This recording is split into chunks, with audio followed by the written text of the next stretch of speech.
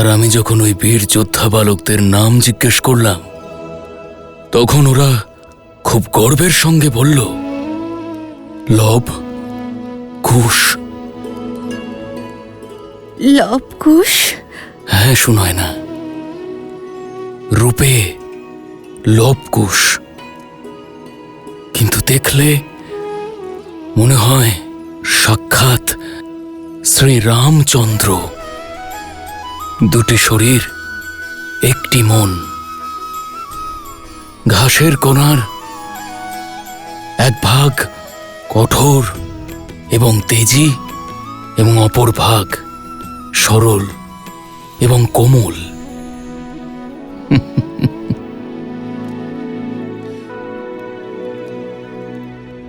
আমি জানি এই কথা শুনে তুমি অত্যন্ত ব্যাকুল হয়ে উঠেছ, কিন্তু বলাটাও তো আবশ্যক। কারণ ওই বীর বালকদের দেখে আমার অযোধ্যার রাজকুমারদের কথা মনে পড়েছে। আর মুখ, ওদের মুখে কি আপনি সীতার মুখের কোনো আভা দেখতে পাননি? আর ওদের মাথায় কোনো তিলকও দেখতে পাননি? আমি ওদের মাতার সাক্ষাৎ পেয়েছি, কিন্তু উনি সীতা নন। আর ছবি, আপনি ওদের মধ্যে সীতার কোনো প্রতিচ্ছবি দেখতে পাননি? 40 বছর ধরে আমি আমার কন্যার মুখ দেখিনি।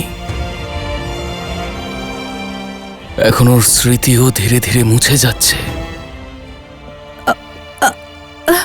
শোনায় না? আপনি বিশ্রাম করুন। কেন উঠছেন আপনি? আপনি আমাকে নিয়ে চলুন, আমি দেখা মাত্রই সীতাকে চিনে নেব। আমাকে নিয়ে চলুন, নিয়ে চলুন আপনি। তবে কি সীতার পিতা এতটাই অভাগা যে তার কন্যা সামনে থাকলেও সে তাকে চিনতে পারে না? আমি বনদেবীর সঙ্গে সাক্ষাৎ করেছি। আপনি কোথাও যাবেন না, আপনি বিশ্রাম করুন। আপনি অসুস্থ। আমি অসুস্থ? যবে থেকে সীতা চলে গেছে আমি মুহূর্তের মধ্যে চিনে ফেলতাম। আপনি ওই ঋষি কুমারদের খোঁজার জন্য চতুর্দিকে নিজের সৈন্যদের পাঠিয়ে দিন। আমি দেখা মাত্রই ওদের চিনতে পেরে যাব। আপনি কিছু একটা করুন না।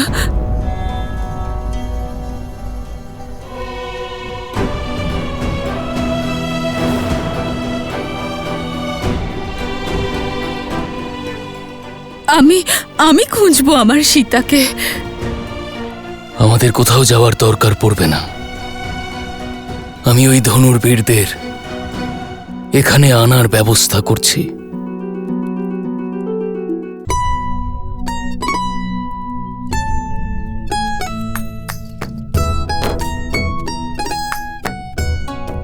লব দাদা, একটু আগেই তো পরিষ্কার করলাম, আবার এই তুনির নিয়ে বসে আছো কেন তুমি?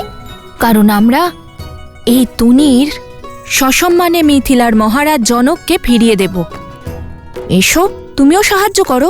যখন ফেরত দিতে যাব তখন পরিষ্কার করে নেব। দিনে যদি 3 বার ঘষে ঘষে পরিষ্কার করি তাহলে ক্ষয়ে গিয়ে পাতলা হয়ে যাবে এই তুনির। হয়তো ফিরিয়ে দেওয়ার মতন আর কিছু থাকবেই না। তাই? তাহলে মহাবুদ্ধিমান কুমার কুশ, এটা বলো যে স্নান করে কি তুমি ক্ষয়ে গেছো? ক্ষয়ে যেতাম হয়তো, কিন্তু আমি স্নান করার সময় নিজেকে বেশি ঘষাঘষি করি না। রক্ষক কুমার, রক্ষক কুমার কোথায় আছে বলো, আমি এক্ষুনি মেরে ফেলবো। ও রক্ষক কুমার বলছে, রাক্ষস কুমার নয়। ওহো, মন দিয়ে শোনো, এরপর থেকে তুমি যদি আমাকে রাজকুমার বা ধরো রক্ষক কুমার এরকম কিছু বলো, তাহলে আমি গুরুদেবকে বলে দেব তোমাকে বুদ্ধি হওয়ার কোনো ঔষধি দিতে। ক্ষমা রক্ষক, ভুল হয়ে গেছে। আমি তো একটা খবর দিতে এসেছিলাম। একটু আগেই মিথিলার কয়েকজন ঋষি আশ্রমে এসেছিলেন। ওনারা বললেন যে মিথিলায় ধনুর্বিদ্যার একটা বড় প্রতিযোগিতা হতে চলেছে। আমি গুরুদেবকে বললাম যে তোমাদের মতো ধনুর্ধর তো আমাদের আশেপাশের কোনো গ্রামে নেই। তারপর গুরুদেব বললেন যে তোমরা দুজন অবশ্যই ওই প্রতিযোগিতায় অংশগ্রহণ করবে।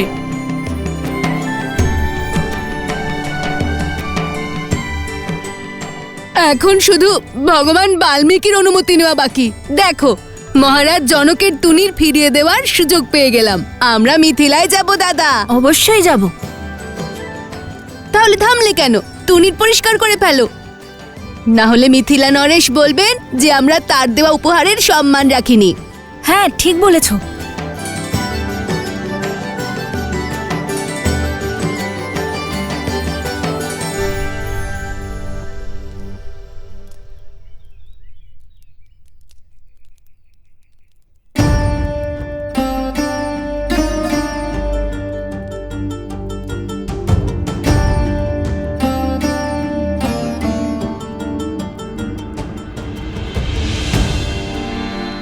প্রণাম ঋষিবর। কল্যাণ হোক। কথায় শুধু প্রণাম, কিন্তু মুখে চিন্তার ছাপ। বনদেবী, সবার আগে আমার ধন্যবাদ স্বীকার করুন।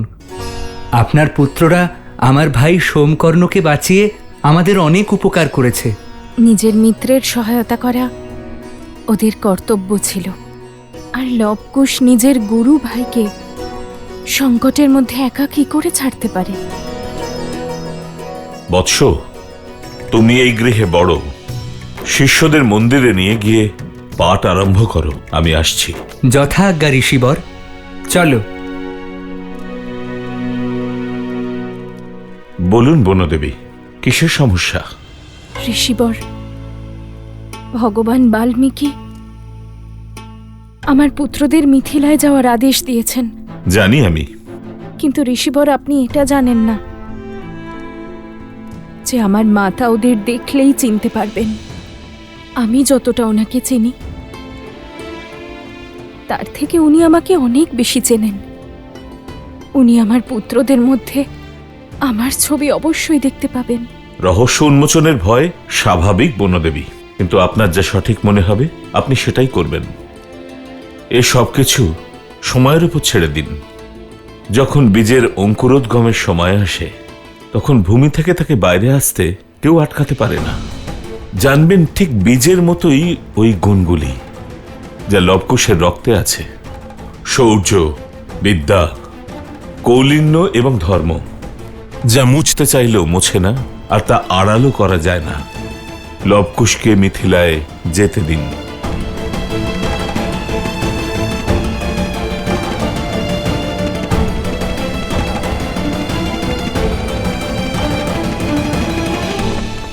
স্বয়ং মিথিলায় যাওয়া কি আবশ্যক প্রভু? শুধুমাত্র নিমন্ত্রণিত, যে কেউ যেতে পারে। না সুমন্ত্র, মিথিলায় যাওয়ার কারণ কেবল নিমন্ত্রণ নয়। মিথিলা আমার অপেক্ষা করছে। সীতার সঙ্গে যা হয়েছে, মিথিলা তার জন্য আপত্তি জানায়নি। এই নিমন্ত্রণ পত্র যদি আমি না দিতে যাই, তাহলে ওনারা বিচলিত হতে পারেন। তাছাড়াও মিথিলায় আমার সীতার স্মৃতি রয়েছে।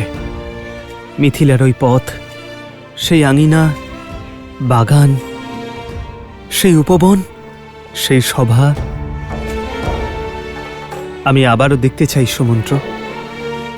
যেখানে আমার সীতা বড় হয়েছে, যেখানে আমার সঙ্গে ওর দেখা হয়। কত বছর আমার সীতাকে আমি দেখিনি। তার মাতা পিতার আশীর্বাদ নিলে আমার হয়তো মনটা একটু শান্ত হবে। প্রভু, আমারও প্রবল ইচ্ছা সেখানে যাওয়ার। আমার তো সর্বদাই ইচ্ছা ছিল সেই পবিত্র ভূমিকে দেখার, যা এই জগৎকে আর আমার প্রভু শ্রীরামকে মাতা সীতা দিয়েছেন। প্রভু, আপনার আশীর্বাদে আজ আমার এই স্বপ্ন পূরণ হবে। এই কোলাহল কিসের? প্রভু, আমি দেখছি।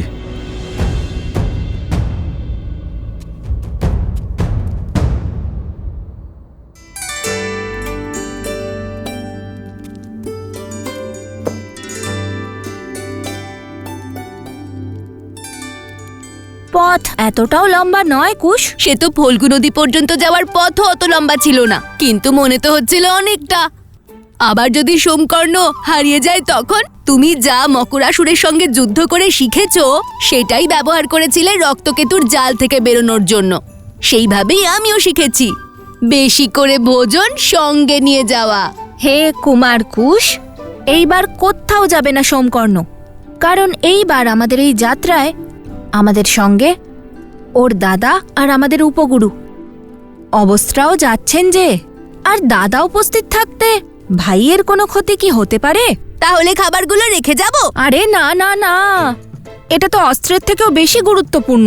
কারণ যদি তোমার পেট ভর্তি থাকে তাহলে খিদে ভোলানোর জন্য তোমার অদ্ভুত সব কথা আর বিচিত্র তর্কের বাণ সহ্য করতে হবে না আমাকে। আগেরবার তো গ্রাম তুলে আনার কথা বলেছিলে, এবার না গোটা সংসার তোলার কথা বলো। দাদা, আমি তো এখনো বিশ্বাস করতে পারছি না যে আমরা দেবী সীতার নগরীতে যাচ্ছি।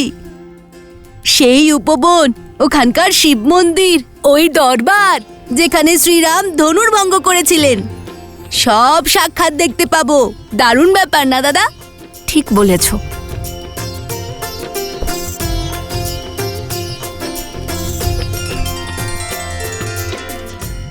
যা আপনার কার্য তা আপনি করুন, আর বাকিটা সময়ের উপরে ছেড়ে দিন।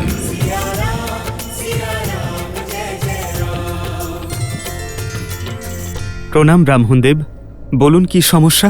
প্রভু, এনারা মহারাজের জয় হোক। আমি মৎস্যরাজ্য থেকে এসেছি আপনার সঙ্গে মৎস্যরাজ্যের রাজকুমারীর বিবাহের প্রস্তাব নিয়ে। এই দেখুন মহারাজ, উর্বশী আর রম্ভার থেকেও সুন্দরী আমাদের রাজকুমারী। মহারাজ, ত্রিশানুর তরফ থেকে ছোট উপহার।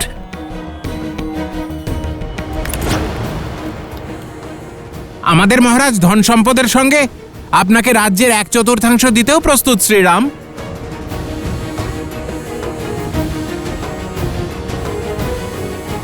আপনাদের সকলের প্রস্তাব উচিত হলেও কিন্তু তা প্রদান করার ধরন অনুচিত আবার অনীতিপূর্ণ। বিবাহ কোনো বাণিজ্য নয়, যার আধার কেবল সম্পত্তির লেনদেন হবে। আপনাদের কাছে অনুরোধ, আপনাদের রাজকুমারীকে অপমান করবেন না। একজন নারীকে ভোগ্যবস্তুরূপে প্রস্তুত করবেন না।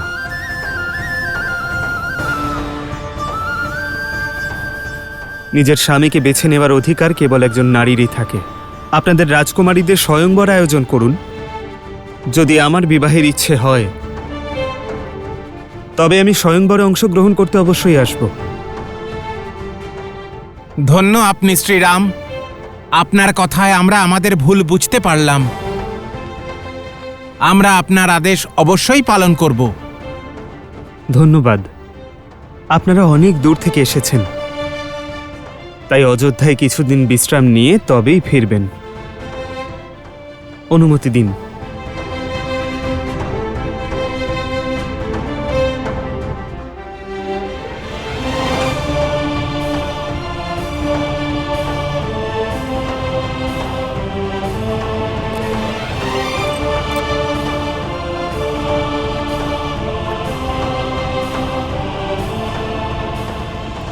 শুধু তাই নয়, মিথিলার গৌরী মন্দিরের উপবন স্বর্গের চেয়েও সুন্দর। নানা রঙের পুষ্প, সরোবর মন্ত্রমুগ্ধ করে দেওয়ার মতো। মাতা, আমার মনে হচ্ছে যেন তুমি মিথিলা আর মহারানী সীতাকে দর্শন করেছ।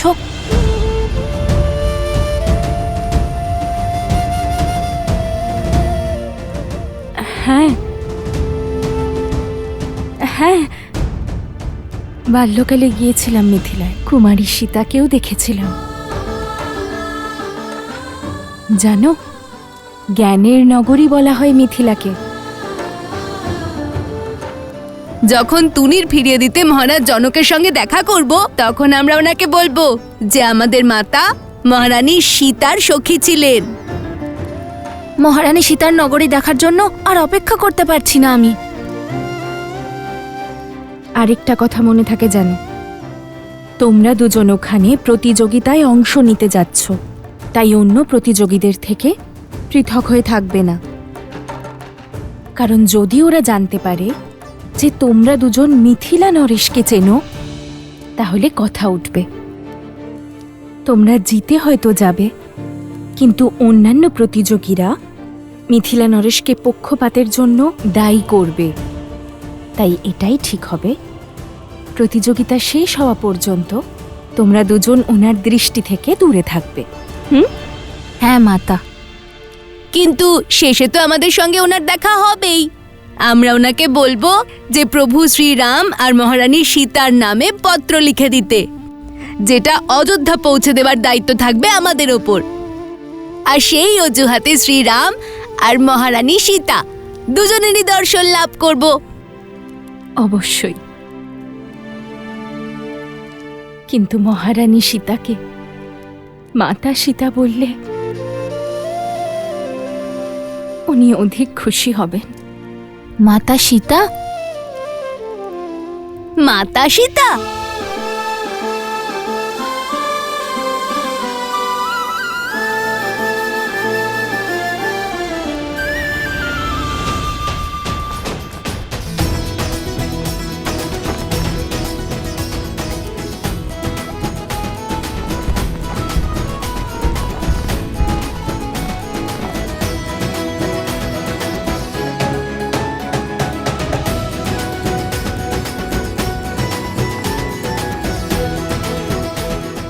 দেখেছো দাদা, কত সুন্দর আয়োজন করেছেন। কত দূর দূর থেকে এই প্রতিযোগিতায় মানুষ অংশ নিতে এসেছেন। মাতা ঠিক যেমন বলেছিল, মিথিলার প্রবেশদ্বার একদম সেরকমই।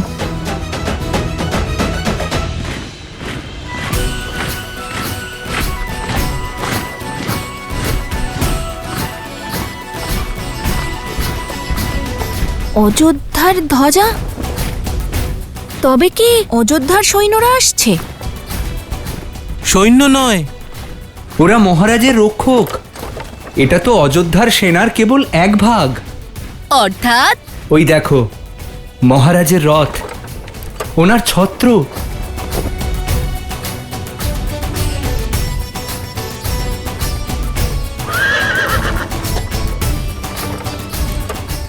অদ্ভুত, এ তো শ্রীরামের রথ। মনে হচ্ছে শ্রীরামের দর্শন এখানেই পেয়ে যাব। খুব আনন্দ হবে। আমরা ওনাকে বলবো যে আমরা ওনার সবচেয়ে বড় ভক্ত। ক্ষমা করবেন মহারাজ, কিন্তু আমার স্বামী তো ঠিকই বলছেন। যে ব্যক্তি আমাদের কন্যাকে ত্যাগ করেছে নিজের প্রজাদের স্বার্থের জন্য, এমন ব্যক্তিকে জামাতা রূপে সৎকারের কি প্রয়োজন মহারাজ?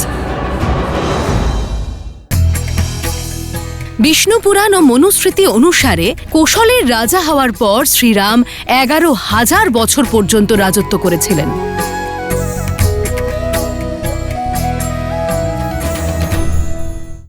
কোথায় রথ?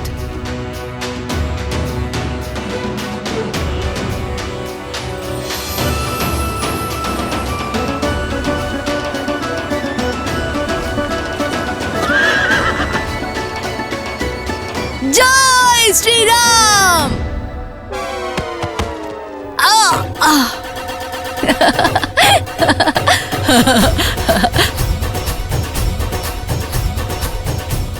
শীঘ্র চলো দাদা, মনে হচ্ছে আজ শ্রীরামের দর্শন পেয়েই যাব।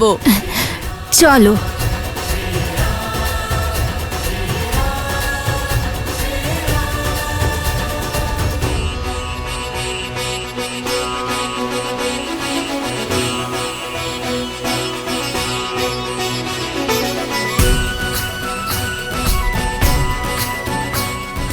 শতানন্দ মহাশয়, এ আমি কি শুনছি? এ কি সত্য যে শ্রীরাম স্বয়ং মিথিলায় আসছেন? সম্পূর্ণ সত্য মহারাজ। এই যে সৈন্যদল, অযোধ্যাপতি মহারাজ শ্রীরামেরই, যারা সবসময় মহারাজের যাত্রার সঙ্গেই থাকে। আর আমার এটাও মনে হচ্ছে যে উনি আপনাকে অশ্বমেধ যজ্ঞের জন্য আমন্ত্রণ জানাতে আসছেন।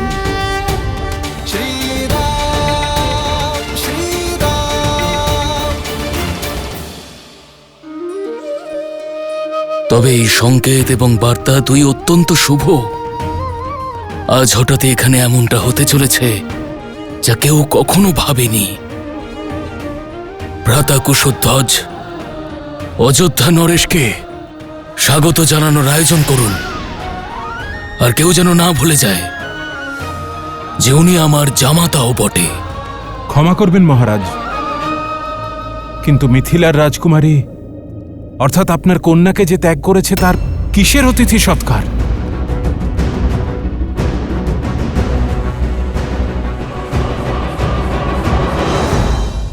ক্ষমা করবেন মহারাজ, কিন্তু আমার স্বামী তো ঠিকই বলছেন। যে ব্যক্তি আমাদের কন্যাকে ত্যাগ করেছে নিজের প্রজাদের স্বার্থের জন্য, এমন ব্যক্তিকে জামাতা রূপে সৎকারের কি প্রয়োজন মহারাজ? এ আপনি কি বলছেন ভ্রাতা কুশধ্বজ? ক্ষমা করবেন মহারাজ, কিন্তু সত্যি কথাই তো বলছেন আমার স্বামী। আর আমার পূর্ণ বিশ্বাস আছে যে মহারানী সুনয়না উনিও রামের আগমনে খুশি হবেন না। যে ব্যক্তি আমাদের কন্যাকে ত্যাগ করেছে নিজের প্রজাদের স্বার্থের জন্য, এমন ব্যক্তিকে জামাতা রূপে সৎকারের কি প্রয়োজন মহারাজ?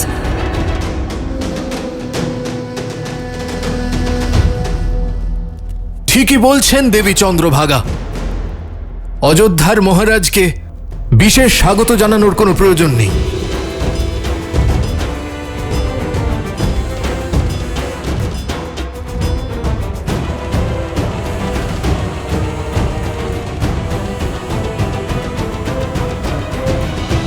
সীতা আমায় একটি পত্র লিখেছিল যেখানে ও স্পষ্টভাবে অযোধ্যাপতিকে নির্দোষ বলেছিল। কারণ তখন সে অযোধ্যায় ছিল। ওই পত্রের কোনো মূল্য নেই মহারাজ। মূল্য আছে আমাদের দুঃখের, যা সীতার বিরহের কারণে আমরা পেয়েছি।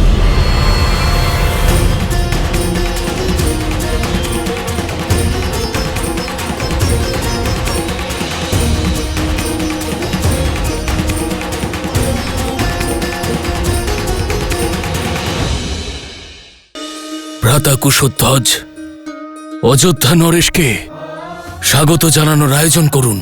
ক্ষমা করবেন মহারাজ, আপনার কন্যাকে যে ত্যাগ করেছে তার কিসের অতিথি সৎকার? সীতা আমায় একটি পত্র লিখেছিল যেখানে ও স্পষ্টভাবে অযোধ্যাপতিকে নির্দোষ বলেছিল। কারণ তখন সে অযোধ্যায় ছিল। ওই পত্রের কোনো মূল্য নেই মহারাজ। মূল্য আছে আমাদের দুঃখের, যা সীতার বিরহের কারণে আমরা পেয়েছি। আপনাদের সকলের কি মনে হয় বিচ্ছেদের আঘাত স্বয়ং রাম সহ্য করেননি? হয়তো আপনারা কেউ জানেন না, কিন্তু আমি আমার জামাতাকে, ওনার ধর্মকে, ওনার ত্যাগকে ভালো করেই জানি। রাজা মহারাজার অনেক পত্নী রাখার প্রথা আছে কোশল রাজ্যে, কিন্তু এত বর্ষ অতিক্রম হওয়ার পরেও কেন উনি দ্বিতীয় বিবাহ করলেন না? কেন? অযোধ্যার মহারানীর সিংহাসন এখনো কেন শূন্য আছে আপনারা ভেবেছেন? কারণ রাম কোনো সাধারণ মনুষ্য নন। আজ নয়তো কাল ওনার এই সিদ্ধান্তের কারণও আমরা সকলে জানতে পারব। কিন্তু এই মুহূর্তে সর্বপ্রথম আমাদের উচিত ওনাকে স্বাগত জানানো।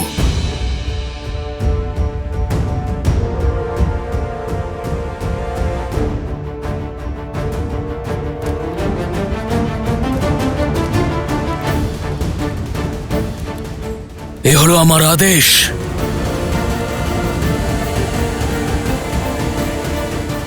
যথা আজ্ঞা।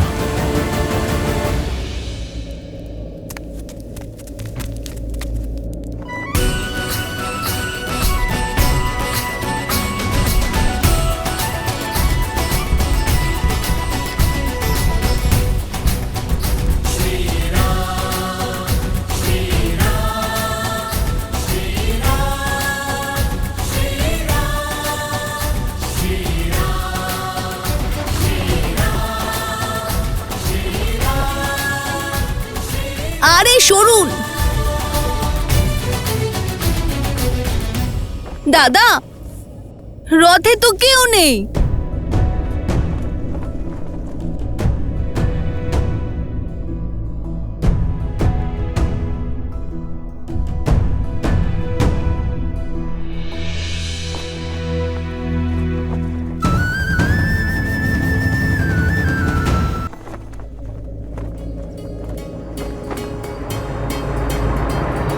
মিথিলা নরেশের জয় হোক।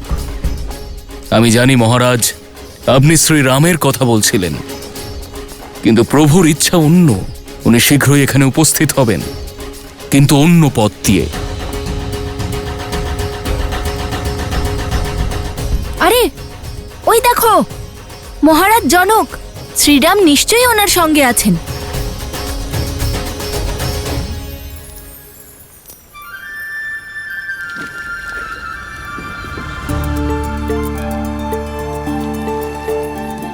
মনে হচ্ছে এই পথের সাথে কোনো অতীত স্মৃতি জড়িয়ে আছে। হ্যাঁ হনুমান, এ সেই পথ যেখান থেকে গুরু বিশ্বামিত্র অযোধ্যা থেকে মিথিলায় নিয়ে এসেছিলেন।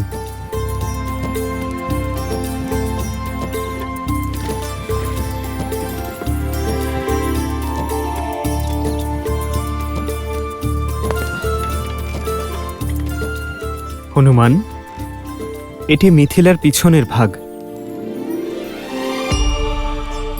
সর্বদা যিনি ধীর থাকেন তাকে আজ অধীর লাগছে। তা হবে না কেন? আমার কাউকে ধন্যবাদ দেওয়ার আছে যে। প্রবেশদ্বার থেকে ঢুকলে নিয়ম আর স্বাগতর বন্ধনে বেঁধে যেতাম। আমি মিথিলায় সর্বপ্রথম অন্য কাউকে দর্শন করতে চেয়েছি। এমন কোন স্থান আছে যেখানে যাওয়ার জন্য আপনি এত ব্যাকুল?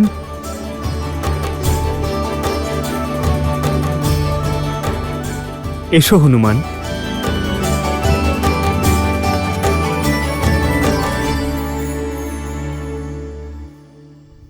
এই হলো মহারাজ জনকের মহল।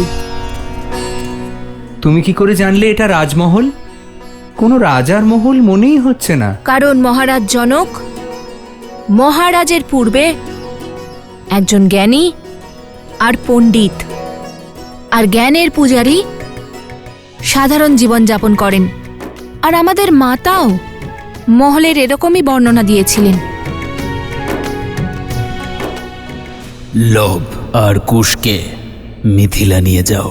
সমগ্র মিথিলার সামনে বলবে যে বনদেবী আসলে সীতা।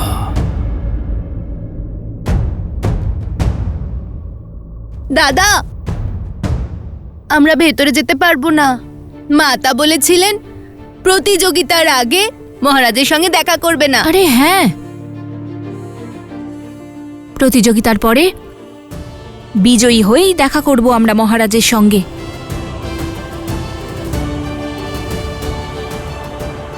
চলো।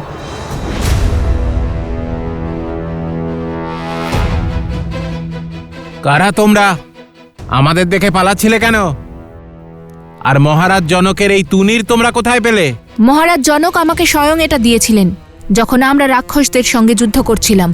আর এটা ফেরত দিতেই তো আমরা মিথিলায় এসেছি। আমাদের মূর্খ ভেবেছো? অবশ্যই এই তুনির তোমরা চুরি করেছো। চলো মহারাজের কাছে নিয়ে যাই এদের। সাবধান, বেশভূষা দেখে কাউকে নিয়ে এমন মন্তব্য করতে নেই। রাবণও শ্রীরামকে বনবাসী ভেবে এই একই ভুল করেছিল।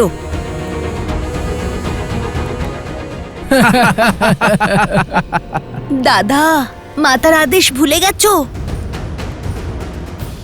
এবার তোমরা বুঝতে পারবে যে মাটিতে স্নান কাকে বলে।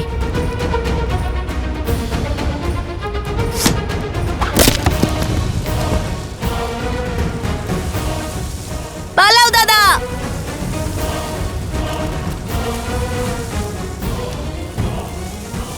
ধরো ওদের।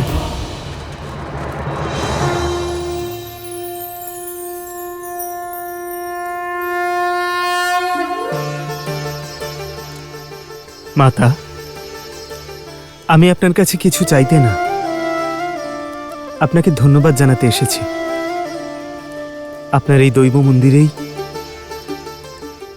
আপনারই ছত্র ছায়ায় আমার সীতাকে প্রথমবার দেখেছিলাম। সীতাকে আমার জীবনে আনার জন্য,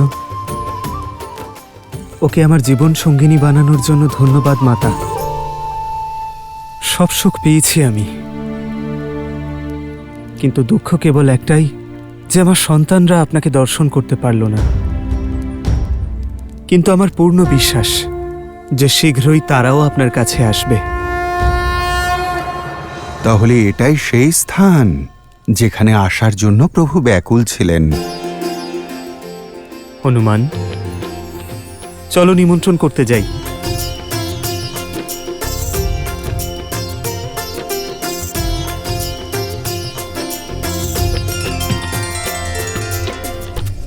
দাদা,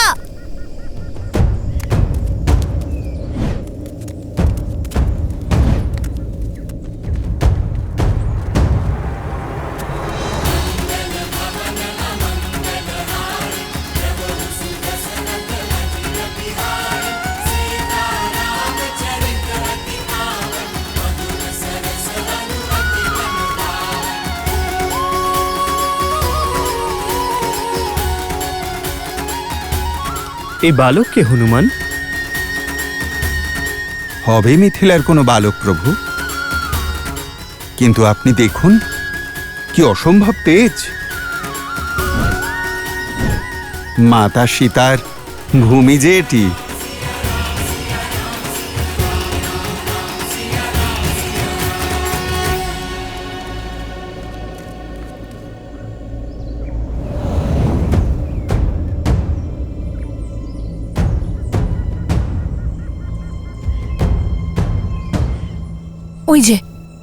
ওই জায়গাটা অনেক ছোট, ওর ভিতরে চলো। ওখানে সৈন্যরা প্রবেশ করতে পারবে না। চলো। কুশ, তাড়াতাড়ি এসো। চলে এসো। আরে ওই যে তুনির চোর ওদের মধ্যেই রয়েছে, ধরো ওদের।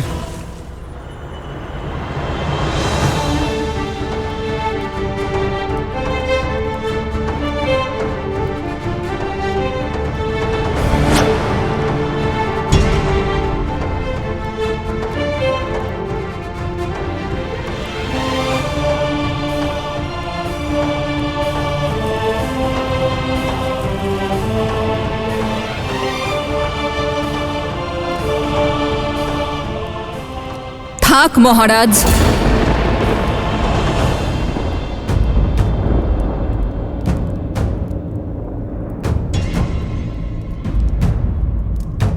লজ্জা দেবেন না।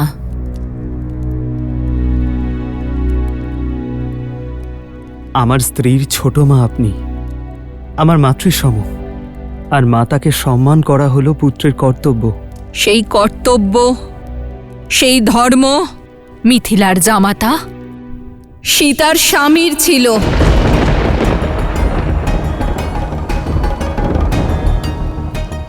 কিন্তু আজ এখানে অযোধ্যাপতি দাঁড়িয়ে আছে, সেই অযোধ্যাপতি যিনি ধর্ম স্থাপন করার জন্য আমার কন্যা সীতাকে ত্যাগ করেছে। থামো চন্দ্রভাগা, থামো।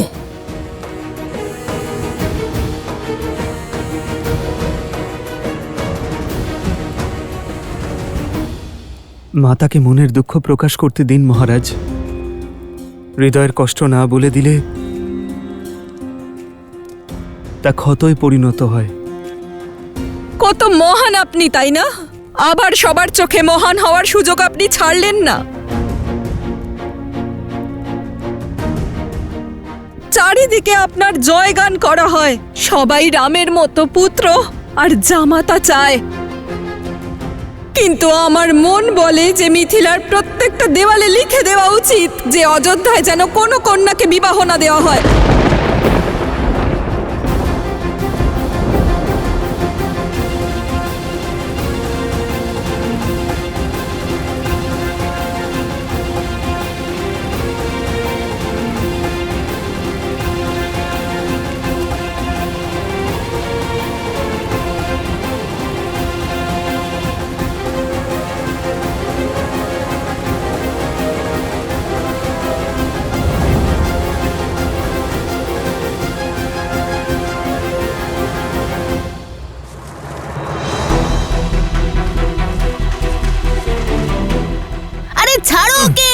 হে প্রভু, এ তো আমাকে দড়ির মতো টানছে। মহাদেব! সত্যমেশাম প্রণতি ধর্মমেয়াম আয়ু প্রণতি, সত্যমেশাম প্রণতি ধর্মমেয়াম আয়ু প্রণতি। দাদা মানছি তুমি মহাজ্ঞানী, কিন্তু সময় আর পরিস্থিতি দেখে শ্লোক পাঠ করবে তো। সত্যমেশাম প্রণতি ধর্মমেয়াম আয়ু প্রণতি। আচ্ছা, এটার অর্থ কি? অর্থাৎ যে সত্যের পাশে থাকে সে স্বচ্ছ হয়, তার সব কাজ শুভ হয়। উপগুরু নিজেকে সাহস দিচ্ছে, বুঝেছো? আরে কিন্তু এখন এই শ্লোক পাঠ করো না। যে সৈনিক তোমাকে ধরে টানছে তার তো প্রাণ কেড়ে নেবে এই শ্লোক। কর্তব্যরত সৈনিকদের শাস্তি দেবে কেন? আমরা ঋষি কুমার, এই শ্লোকের খুব শক্তি। ঝড় উঠবে এখুনি, প্রলয় আসবে এবার।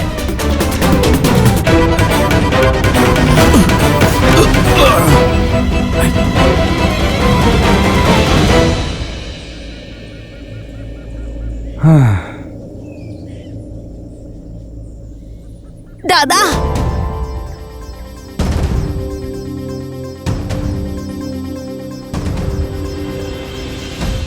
মাতা সোনায়ানাও এ কারণেই আসেনি স্বাগত জানাতে। উনিও নিশ্চয়ই ক্রুদ্ধ। উনি অসুস্থ, চলাফেরাও করতে পারেন না। হ্যাঁ, আমি ক্রুদ্ধ আপনার উপর শ্রীরাম।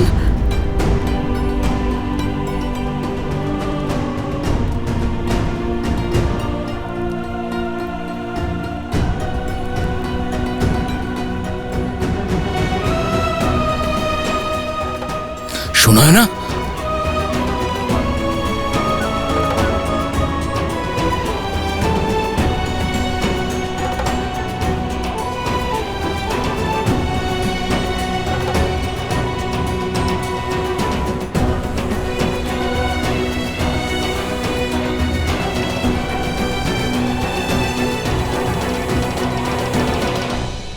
কন্যার বিবাহের পর কেবল স্বামীর গৃহই তার গৃহ হয়ে ওঠে না, জামাতাও কন্যার মাতা পিতার পুত্র হয়ে ওঠে।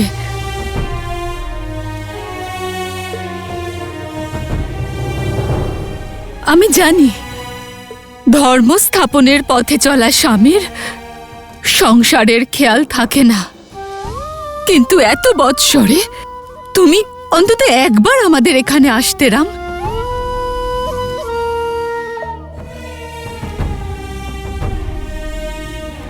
কি করে আসতাম মা? সাহস কি করে একত্র করতাম? আমার এই মুখ দেখানোর সাহস কোথা থেকে পেতাম মা? কিন্তু আপনার এই পরিস্থিতি আমার যদি জানা থাকতো তাহলে শীঘ্রই আমি চলে আসতাম। আর কোনো অজুহাত আছে তোমার কাছে?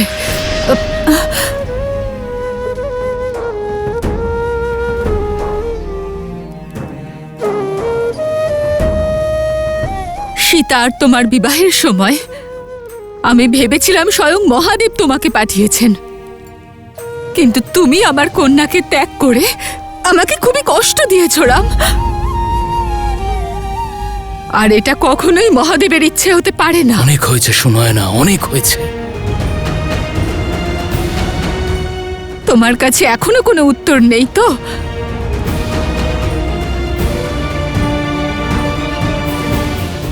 হে মাতা গৌরী, শুধু একবার মাতা সীতা আর প্রভু শ্রীরামের দর্শন করিয়ে দিন।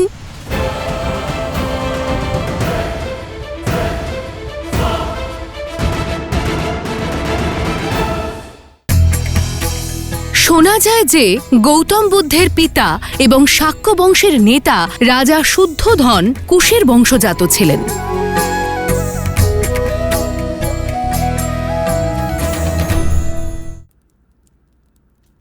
কখনো কখনো দায়িত্বের বোঝার নিচে উত্তর চাপা পড়ে যায় মা। কিছু দাগ এমন হয় যা কোনোদিনই হয়তো মোছা যায় না।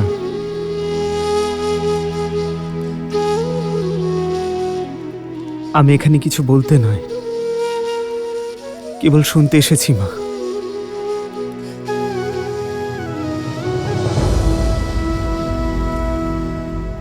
এক মায়ের দুঃসন্নতা দূর করতে এসেছি মা।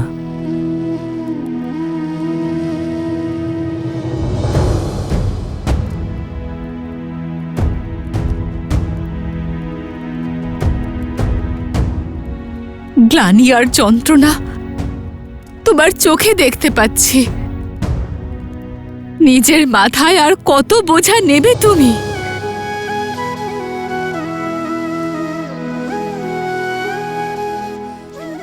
ধন্য তুমি, নিজের সপক্ষে তোমার কোনো প্রমাণ দেওয়ার প্রয়োজন নেই।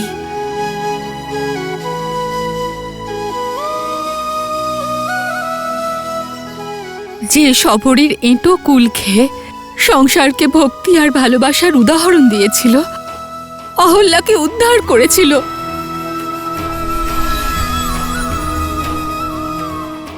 তারকাকে মোক্ষ প্রদান করেছিল,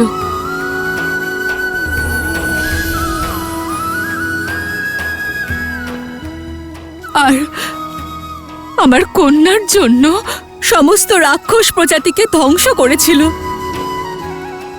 যদি সে আমার দ্বারে আসে আর তার আগমনে আমি তাকে আরতি করে অভ্যর্থনা না জানাই, তবে সংসারে আমার থেকে বড় অভাগিনী কেউ হবে না। মিথিলায় তোমাকে স্বাগত রাম। मंगल भवन मंगल हारे द्रवहु सुदशरथ अजर बिहारी।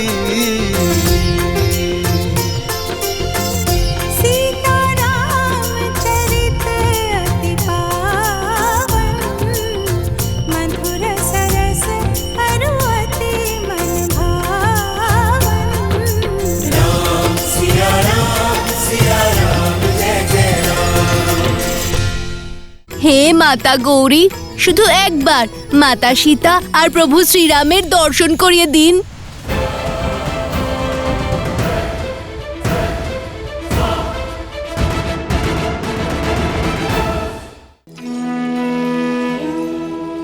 এটা তো সেই স্থান যেখানে দেবী সীতা, না না, মাতা সীতা আর প্রভু শ্রীরামের দেখা হয়েছিল। তাও আবার প্রথমবার।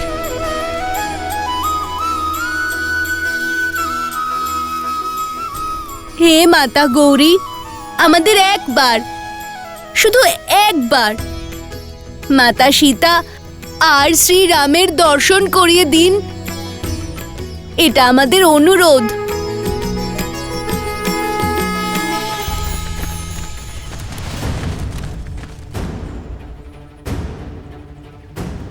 দাদা, ওই অনুরোধ করতে ভুলে গেছিলাম। মাতা সবসময় বলে না, বিনম্র ভাবে আর শুদ্ধ মনে যা চাইবে তাই পাবে। তুমিও না, চলো এবার।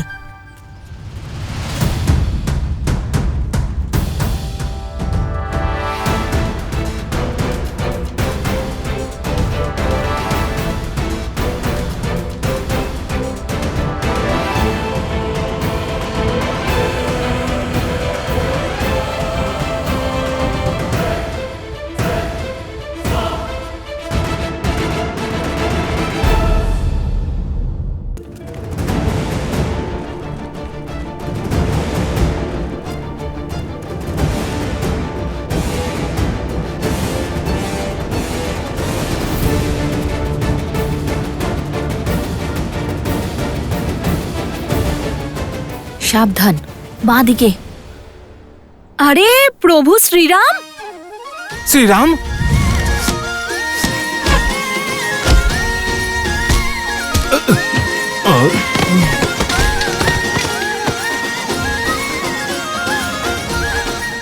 পালাও পালাও।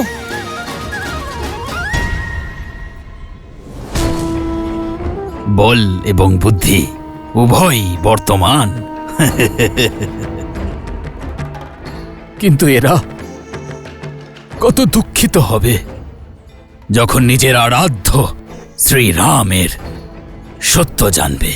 সীতারামের কাহিনী বিরহে পরিপূর্ণ প্রেমের কাহিনী।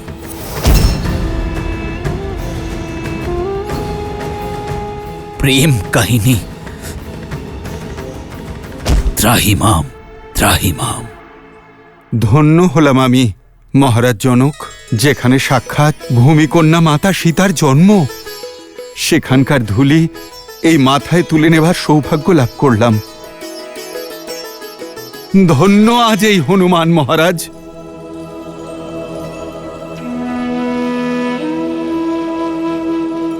আমার উচিত আপনাকে ধন্যবাদ জানানো। আপনি দুঃখের সাগরে নিমজ্জিত আমার সীতাকে তখন সামলেছিলেন যখন আশার সব প্রদীপ নিভতে বসেছিল। আপনি পুত্র হয়ে উঠেছেন সেদিন থেকে। এ তো প্রভুর লীলার ফল মহারাজ।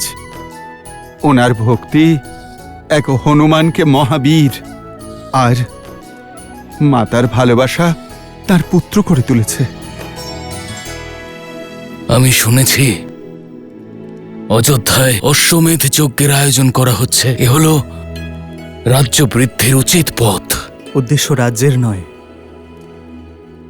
ধর্ম আর মর্যাদার বৃদ্ধি মহারাজ। সেই মর্যাদা যা জীবনের প্রতিটি ক্ষেত্রে প্রতিটি পর্যায়ে প্রয়োজন, তা সে বলিদান হোক বা ভোগবিলাস। মর্যাদা মানুষের অভিন্ন অঙ্গ, জীবনের ভারসাম্যের আধার। ভবিষ্যতের সুখের জন্য আজ সংসারকে ধর্ম এবং মর্যাদার পাঠ পড়তে হবে। জগতে যতক্ষণ ধর্ম এবং মর্যাদার প্রসার হবে না, ততদিন আসরিক প্রবৃত্তি বেড়েই চলবে। অসুরদের শক্তি তো মানুষই। অশ্বমেধ যজ্ঞ দিয়ে অযোধ্যার সমগ্র সংসারে ধর্মের প্রচার এবং প্রসার করবে, আসরিক চিন্তাধারা নির্মূল করবে। মহারাজের জয় হোক। বলো কুশধ্বজ। সৈনিক মহারাজ, 4 জন বালক ঋষি কুমারের ছদ্মবেশ ধরে নগরে ঘুরে বেড়াচ্ছিল। আসলে ওরা চোর, আপনার তুনির চুরি করে পালাচ্ছিল। আপনার তুনির আমরা ফিরিয়ে এনেছি। সৈন্যরা শীঘ্রই ওদেরও ধরে আনবে। এ কেমন অনর্থ করলে তুমি কুশধ্বজ? বালক চোর নয়, সে হলো বীর। আর এই তুনির আমি স্বয়ং নিজের হাতে ওদের দিয়েছি।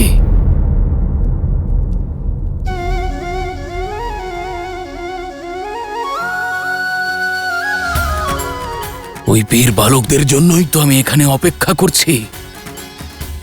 আর তুমি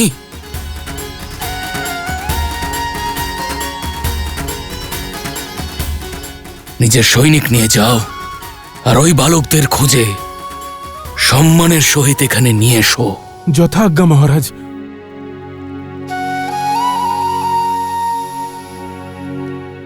মহারাজ, আপনি আপনার দৈব তুনির ওই বালককে দিয়েছিলেন? নিশ্চয়ই ওরা খুবই অদ্ভুত।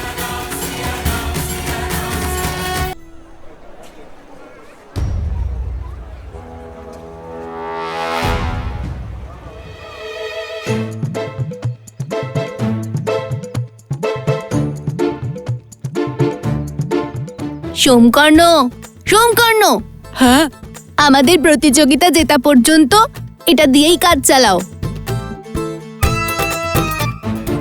তারপর শুধু মিষ্টি কেন, প্রজা তার বিজয়ীদের 56 ভোগ খাওয়াবে।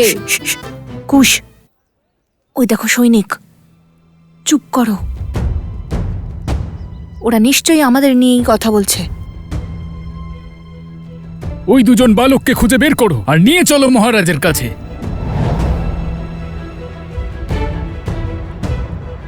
দাদা, বলেছিলাম না তুনিটা এত বেশি পরিষ্কার করো না। যদি নোংরা থাকতো তাহলে কেউ কিছু বুঝতেই পারতো না। এখন কি করব? মনে হচ্ছে সমগ্র সেনা আমাদেরকেই খুঁজছে। শ্রীরামের সঙ্গে তো দেখা হয়েই যেত এতক্ষণে। এখন না পারবো প্রতিযোগিতায় অংশগ্রহণ না করে ফিরতে, আর না মাতা সীতা আর শ্রীরামের পত্র না নিয়ে ফিরতে।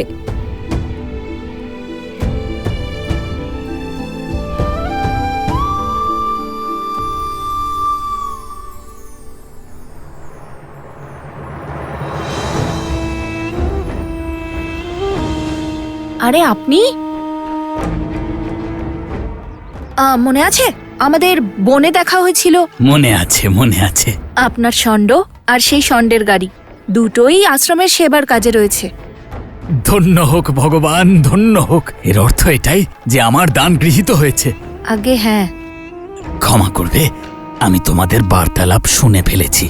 সৈনিকদের থেকে বাঁচতে হলে আর প্রতিযোগিতায় অংশ নিতে হলে নিজেদের বেশভূষা বদলে ফেলো। এটা তো ভালোই বলেছেন, কিন্তু পোশাক পরিবর্তন করব কি করে? আমরা তো কোনো মায়া জানি না। মায়া? আরে ওই দেখো, ওই তো ওরা, ধরো ওদের। পালাও।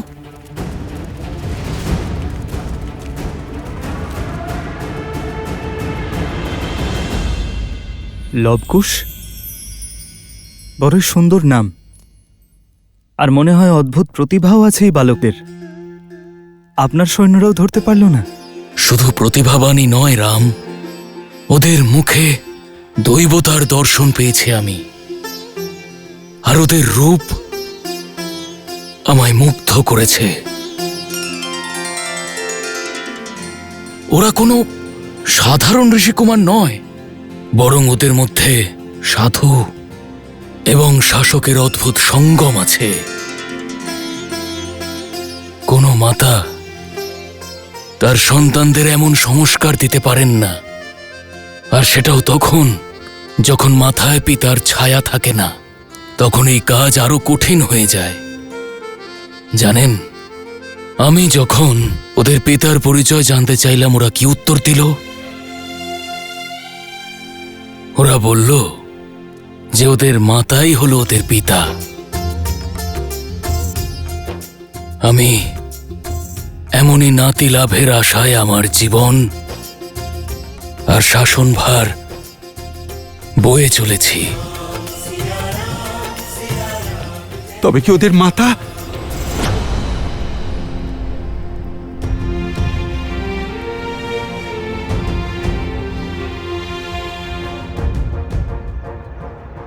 এত বড় স্পর্ধা, এত আগন্তুকদের স্বাগত জানানো, তার উপরে এই ঋষিকুমারেরা। তোমরা নগরীর কোনায় কোনায় ছড়িয়ে পড়ো, যত তাড়াতাড়ি সম্ভব ওদের ধরে মহারাজের সম্মুখে নিয়ে যেতে হবে, বুঝেছ? ওই দেখো, ওই যে ওরা, ধরো ওদের।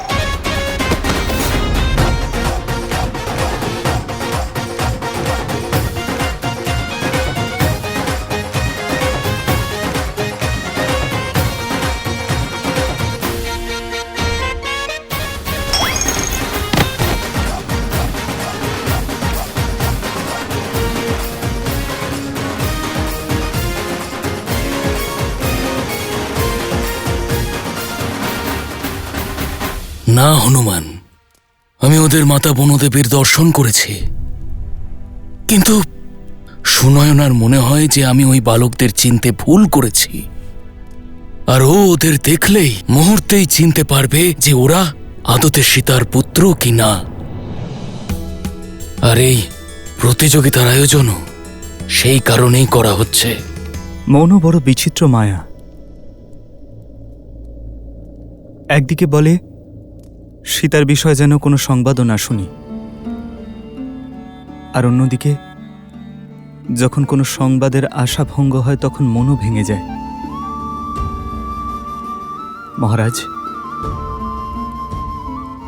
দয়া করে আমার এবং সীতার তপস্যা ভঙ্গ করবেন না। এত বছর ধরে সীতার থেকে আলাদা হয়ে আমি যা পেয়েছি তার মর্যাদা কেড়ে নেবেন না। মহারাজ, আমার পদসীমা লঙ্ঘন করে আমি কিছু বলতে চাইছি। এমত অবস্থায় আপনি দ্বিতীয়বার বিবাহ করুন। নববধূ রূপে যে আসবে মহারাজ জনক আর মহারানী সুনয়না নিজের সন্তানের মতোই স্নেহ ভালোবাসা দেবেন। কেউ আপনার বিরুদ্ধে কোনো অপবাদ দেবেন না। অশ্বমেধ যজ্ঞের জন্য নিমন্ত্রণ করতে এসেছিলাম। আর অশ্বমেধ যজ্ঞ সপত্নী কি করা হয়? আপনি যখন অযোধ্যায় আসবেন তখন আমার স্ত্রীকে দেখবেন।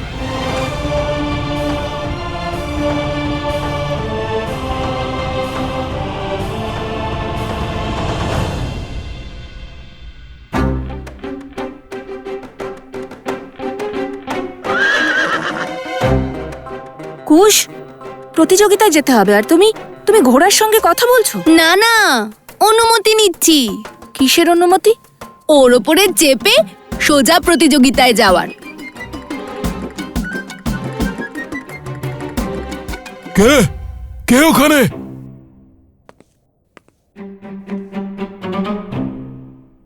আমার অশ্ব চুরি করছিলে? না। আরে না, চুরি করছিলাম না, অনুমতি নিয়েছি। কার অনুমতি? আমি তো কোনো অনুমতি দিইনি। হ্যাঁ হ্যাঁ, কে দিয়েছে অনুমতি? ও দিয়েছে। আর এমনিতেও অশ্বের ওপর যখন আরোহণ করব, অনুমতি তো ওকেই দিতে হবে। ও কি করে দেবে অনুমতি? আমি দেব অনুমতি। তাহলে দিন অনুমতি। তাই মূর্খ ভেবেছো তোমরা আমাকে? অনুমতি চাইলেই দিয়ে দেব? আর কোনো উপায়ই তো বাকি নেই, সেই জন্য। এই দেখো, অশ্বের খাওয়া হয়নি। তাতে অসুবিধে নেই। কোনো চালাকি চলবে না। আমার অশ্ব চুরি করছিলে, এখন অনুমতি চাইছো? নির্লজ্জ, চোর! আরে চুরি করিনি, অনুমতি আছে। আপনার এই অশ্বকে জিজ্ঞেস করুন। আমি চেয়েছিলাম অনুমতি, আর ও তো এইভাবে আমাকে হ্যাঁও বলল। এখনই শেখাচ্ছি তোমাদের অশ্বের ভাষা। সম্ভীর, লাঠি নিয়ে এসো, চোর এসেছে বাইরে। আরে চোর, সৈন্যরা ধরো, চোর ধরো, ধরো, চোর চোর চোর!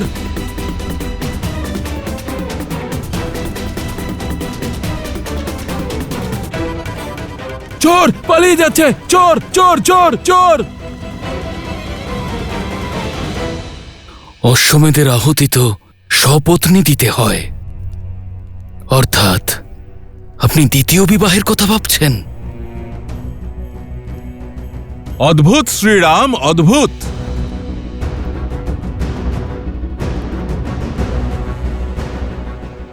সপত্নী যজ্ঞে বসার জন্য, কর্মের দ্বারা সংসারকে উদ্ধার করার জন্য আপনি দ্বিতীয়বার বিবাহ করার সিদ্ধান্ত নিলেন।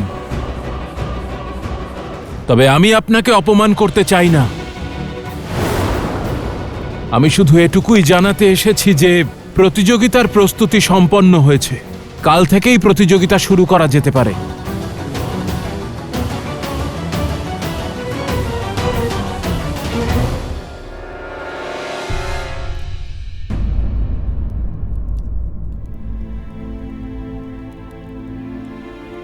ক্ষমা করবেন শ্রীরাম।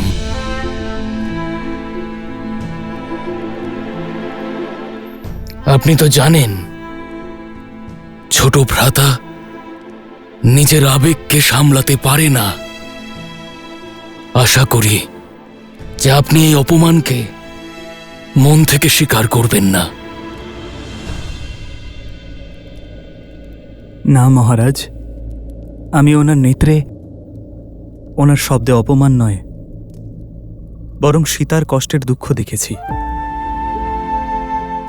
ওনার মনের ভাব আমি বুঝি মহারাজ। আমি তো আপ্লুত।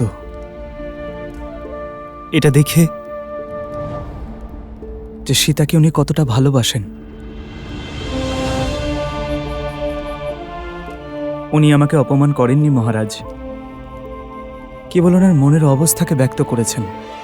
আপনি ধন্য শ্রীরাম, ধন্য। বহু বর্ষ পরে মিথিলা এসেছেন, আতিথেয়তা করার সুযোগ দিন। আপনার কাছে একটি অনুরোধ, ধনুর্বীরদের যে প্রতিযোগিতা হতে চলেছে সেটা দেখে প্রস্থান করবেন। শ্রীরামের মতো ধনুর্বীরকে সামনে দেখে সকল প্রতিযোগীদের মনোবল বৃদ্ধি পাবে। অবশ্যই মহারাজ, ওই বীর বালকদের আমি দেখতে চাই, যাদের আপনার দৈব তুনির আপনি দিয়েছেন।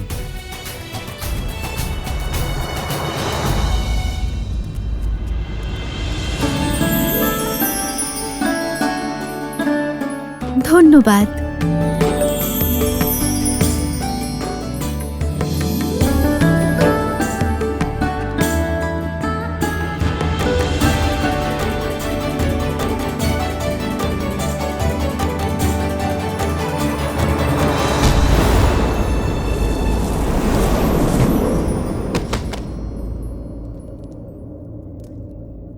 কি হলো এটা?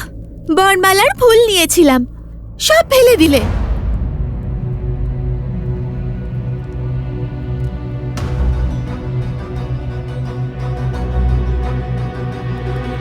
ক্ষমা করবেন দেবী। ক্ষমা নয়, শাস্তি পাবে। আপনার বিবাহ বুঝি? না, তাহলে বরমালা বানানোর ছিল। কার জন্য? আমার জন্য। আপনার বিবাহ নয়, তাহলে বরমালা কেন? চোর চোর চোর চোর চোর!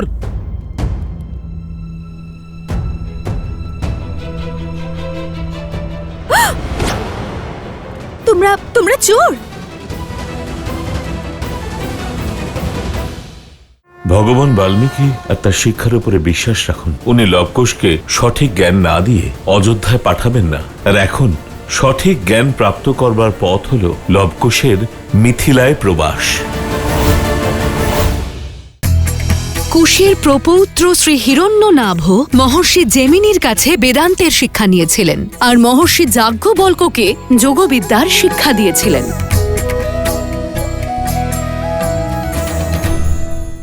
তোমরা চোর? আপনার আমাদের চোর মনে হয়? যাকে যেমন দেখতে লাগে সে সেরকম নয়। ঠিক যেমন আপনার বিবাহ নয়, তাও বরমালাটা আপনার, ঠিক তেমনই। দেখুন, আমাদের যেতে দিন, আমাদের কার্য সম্পন্ন করতে হবে। আর সেই উদ্দেশ্যেই তো আমরা মিথিলায় এসেছি। আর ওই সৈনিকরা তো ভ্রমিত। আমাদের যেতে দিন। একটা শর্তে। আমরা আপনার সব শর্ত মানব। ছেড়ে দিন না। এই আমার বরমালা। দেখুন, আমি কথা দিচ্ছি, সন্ধ্যার মধ্যে আপনার জন্য বরমালাও আনবো, আর একজন বরকেও। ছেড়ে দিন। শোনো, তোমরা কৃপা করুন দেবী। আমরা শ্রীরামের ভক্ত, প্রাণ দিয়ে দেব, কিন্তু প্রতিজ্ঞা ভঙ্গ করব না। ওই যে চোর! সে বাইরে ধরো, সে বাইরে ধরো, পালিয়ে যাচ্ছে। এরা তো বিচিত্র বালক, কিন্তু রাম ভক্ত। অর্থাৎ এই চিন্তা করছেন যে লবকুশের শক্তি তাদের অবিবেচক না করে তোলে। হ্যাঁ ঋষিবর, যখন কেউ শক্তিশালী হয়ে যায় তখন অনুচিত পথে যাওয়ার সম্ভাবনা তো থাকেই। আর লবকুশের কাঁধে তো রাজ্য পালনের সঙ্গে ধর্মেরও ভার আছে।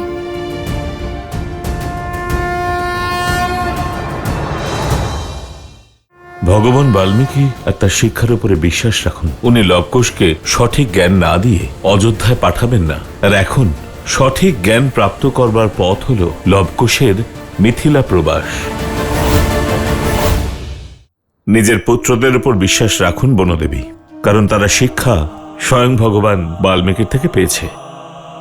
আর বাকি থাকে দুষ্টুমির কথা। সেটা হলো বয়সের দোষ, যেটা বয়স বাড়ার সঙ্গে সঙ্গে কমে যাবে। গার্হস্থ্য জীবনের গাম্ভীর্য ধারণ করবার পূর্বে এটা প্রয়োজন যে মানুষ সামান্য বিনোদন আর উচ্ছৃঙ্খলতার পরিচয় পাক।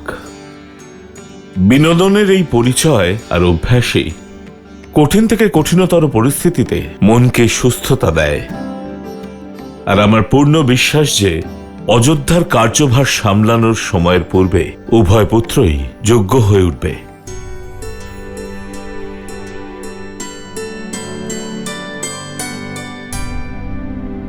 ঋষিবর, এবার কি ভগবান বাল্মীকি লবকুশকে অযোধ্যায় নিয়ে যাবেন? যদি ওনার স্বয়ং লবকুশকে নিয়ে যাওয়ারই হতো আর শুধু রাম পরিবারকে এক করবারই হতো, তাহলে এত বছর ধরে আপনাকে কেন বনবাসে থাকতে হলো?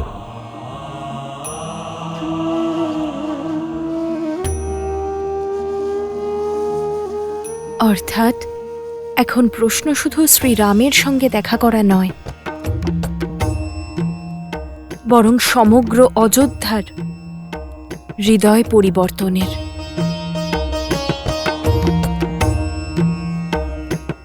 ভগবান বাল্মীকি আর তাঁর শিক্ষার উপরে বিশ্বাস রাখুন। তিনি লবকুশকে সঠিক জ্ঞান না দিয়ে অযোধ্যায় পাঠাবেন না। আর এখন সেই সঠিক জ্ঞান প্রাপ্ত করবার পথ হল লবকুশের মিথিলায় প্রবাস।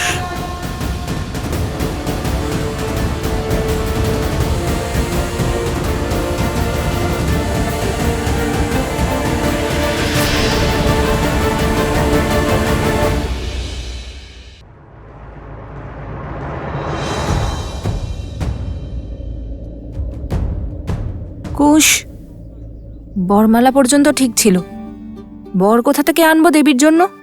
কি জানি। তাহলে কথা কেন দিলে? যদি ওনাকে কথা না দিতাম তাহলে মাতাকে দেওয়া প্রতিজ্ঞা ভেঙে যেত। মিথিলা নরেশের সামনে প্রতিযোগিতা শুরুর আগেই চলে যেতে হতো। এবার কি করি? কুশ,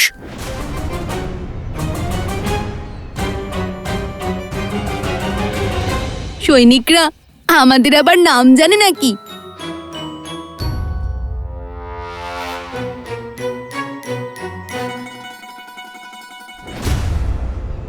আচ্ছা, তাহলে এখানে লুকিয়ে আছো।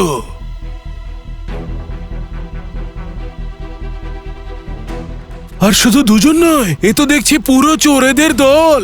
আরে কিসের দল? পালাও।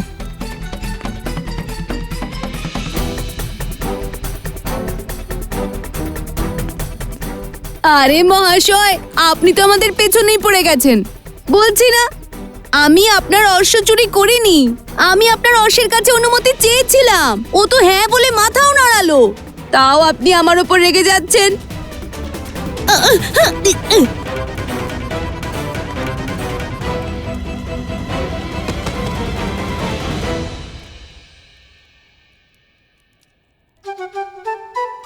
তুমি ঠিক করো নিকুশ, অন্য কারোর জিনিসকে বিনা অনুমতিতে এভাবে।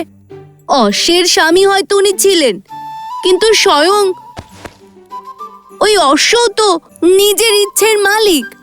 আমি তোকে জিজ্ঞাসাও করেছিলাম, আর ও হ্যাঁ বলে মাথাও নাড়িয়েছিল। রাজকুমাররা আবার কবে অনুমতি চায়? কি? অর্থাৎ ঋষি কুমাররা। রাজকুমার হোক বা ঋষি কুমার, অনুমতি তো নিতেই হয়। এখন তো সৈনিকদের সঙ্গে ওই অশ্বের মালিকের থেকেও লুকোতে হবে। গোটা মিথিলা আমাদের খুঁজছে। যদি ধরা পড়ে যাই তাহলে না শ্রীরামের সঙ্গে দেখা হবে, আর না মাতাকে দেওয়া কথা রাখতে পারবো। হ্যাঁ, ধরা পড়ে গেলে খুব বিপদ হয়ে যাবে। ধরা পড়ে গেলে নয়, ধরা পড়ে গেছো।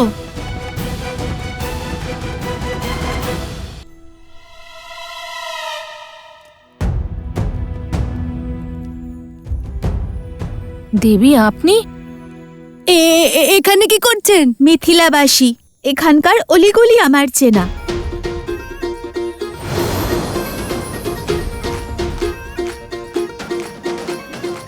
দেখুন, আমি কথা দিচ্ছি, সন্ধ্যের মধ্যে আপনি বরমালাও পেয়ে যাবেন, আর বড়। আরে কেউ আমাকে এটা থেকে বের করো। দেবী, একটা ভুল ধারণার কারণে আপনাদের সৈন্যরা আর ওই অশ্বের মালিক আমাদের খুঁজে বেড়াচ্ছে। কিন্তু আমার কথা তো কিছুক্ষণ অপেক্ষা করুন, আমাদের কার্য সম্পন্ন হলেই আপনাকে সব কিছু বলবো। আরে আমার কথা। সবার আগে এই হাঁড়ি থেকে আমায় বের করো। উপগুরু একটু দাঁড়ান, কিছুক্ষণ ধৈর্য ধরুন। আরে কিভাবে ধৈর্য ধরবো? মনে হচ্ছে আমার গোটা বিশ্ব এই হাঁড়ির মধ্যে সমাহিত। আপনাকে এই হাড়ির ভেতর থেকেও বের করব, আর আপনি বরমালাও পাবেন। রাজকুমারদের সব ইচ্ছে পূরণ হয়, শুধুমাত্র বলার অপেক্ষা। রাজকুমার? ঋষি কুমার। আরে রাজকুমার হোক বা ঋষি কুমার হোক, কেউ আমাকে এর মধ্যে থেকে বের করো। দেবী, বরমালা তো দিয়ে দেব, কিন্তু বর পাওয়াটা একটু কঠিন। আরে আমি বরমালাও পরাবো আর বড়ও হয়ে যাব। কেউ আমাকে এর থেকে বের তো করো। আমাদের এগোতে হবে। তুমি নিজের কথা ভাবছো, আগে ওনাকে মুক্ত করো। হ্যাঁ, প্রয়াস করেছিলাম ঠিকই, কিন্তু বেরোলোই না। দাঁড়াও।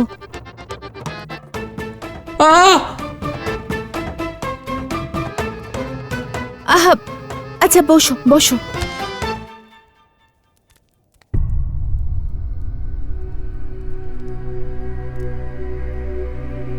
দাঁড়াও,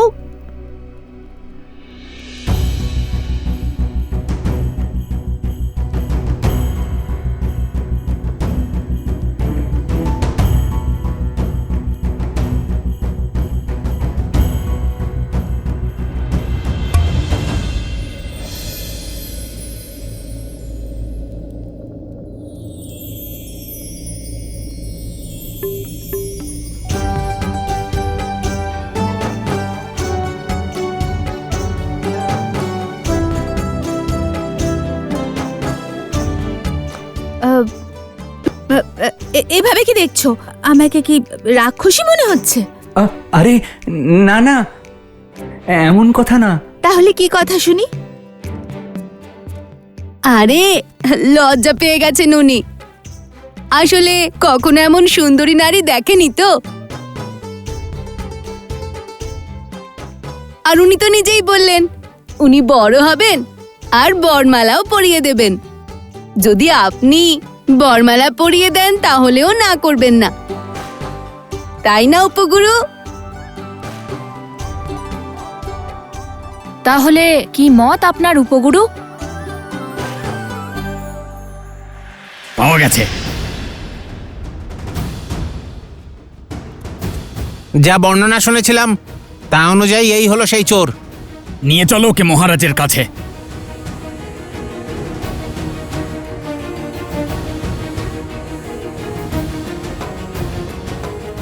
এত সাহস! উনি মিথিলার পূজারী, ত্রিকালের জামাতা, প্রকৃতপক্ষে সমগ্র মিথিলার জামাতা।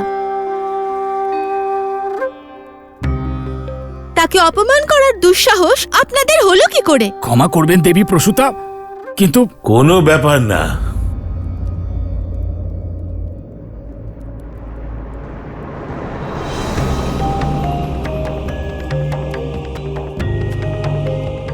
পিতা,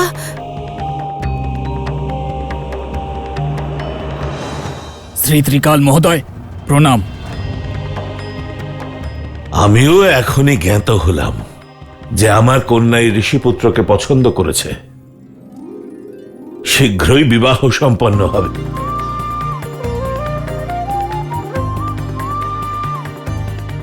যান যান, ওই তুনির চোরেদের অন্য কোথাও খুঁজুন আপনারা। অবশ্যই। মা আমার,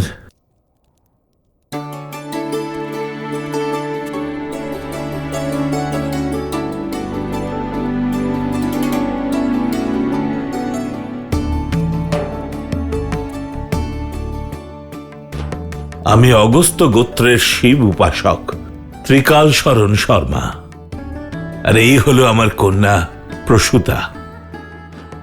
আপনি আমাদের বাসস্থানে অতিথি হয়ে পদার্পণ করুন আর নিজ পরিচয় দিন।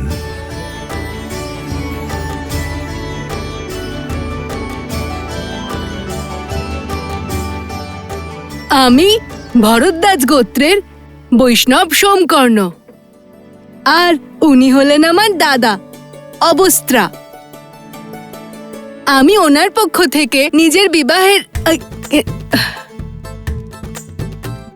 ক্ষমা করবেন, আমি আমার পক্ষ থেকে ওনার বিবাহের প্রস্তাব। শোনো শোনো শোনো, মিথিলার জামাতা অযোধ্যার মহারাজ শ্রী রামচন্দ্রের স্বাগতার্থে কাল প্রাতঃকালে উৎসব হবে। তারপর সমস্ত সংসারের ধনুর্ধারীরা এসে নিজেদের প্রতিভা প্রদর্শন করবে। এবার সব ভালো হবে। এবার শ্রীরামের সঙ্গে অবশ্যই দেখা হবে। হ্যাঁ দাদা, হয়তো মাতা সীতা ওনার সঙ্গেই আছেন।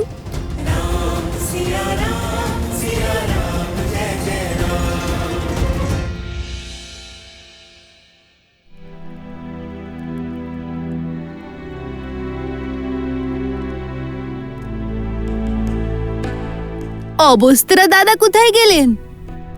রাজকুমার লব আর রাজকুমার কুশও তো নেই এখানে।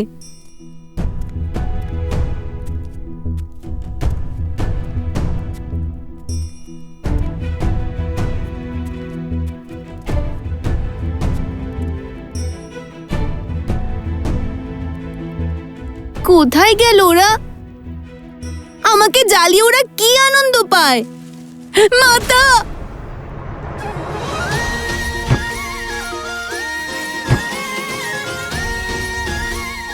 ঝুড়ির ভেতর ঢুকে থাকার ব্যাপারটা বেশ মজার। মিথিলার সবাই আমাদের তুনির চোর মনে করে, তাই তুমি আমার থেকে একটু দূরেই থেকো।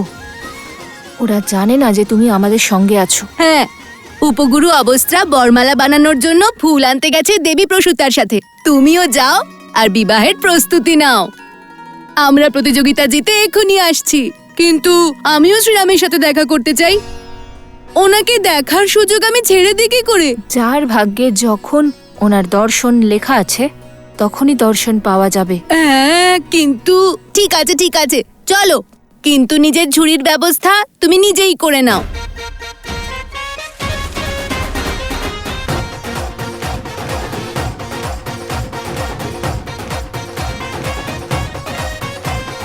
কোথায় কোথায় কোথায় পাবো ঝুড়ি?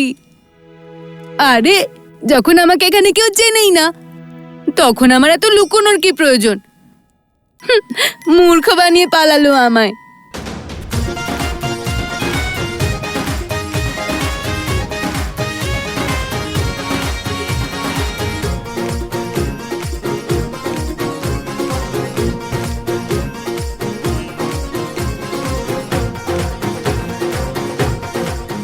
আরে চলো চলো, তাড়াতাড়ি চলো, প্রতিযোগিতা এখনই শুরু হবে। হ্যাঁ হ্যাঁ, চলো মিত্র, শীঘ্র করো, নয়তো বিলম্ব হয়ে যাবে।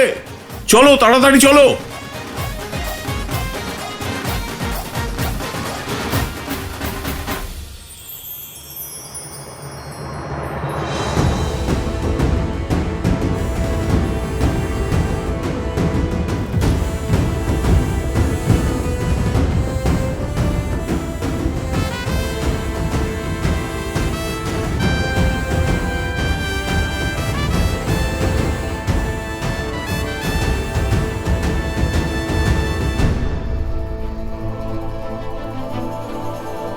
শুধু কোনো কুমারের মধ্যে সীতার যদি যদি এক ঝলকও দেখতে পাই।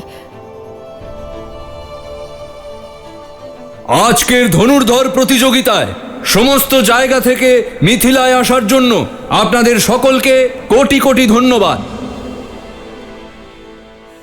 শীঘ্রই মিথিলা নরেশের উপস্থিতিতে সকলের প্রতীক্ষার সমাপ্তি হবে আর প্রতিযোগিতা আরম্ভ হবে।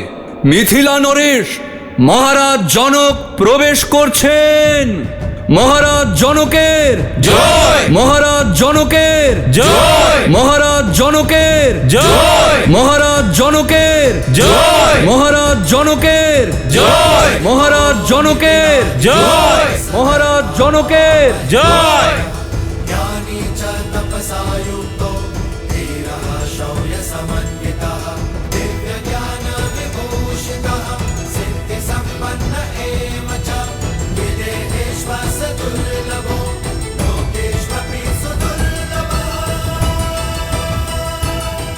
আর আজ মহারাজ জনকের সাথে মিথিলার পবিত্র ভূমিতে মিথিলার জামাতা, রাবণের বিনাশকারী কৌশল নরেশ, ধর্মপরায়ণ মর্যাদা পুরুষোত্তম শ্রী রামচন্দ্র প্রবেশ করছেন। মর্যাদা পুরুষোত্তম শ্রী রামচন্দ্রের জয়।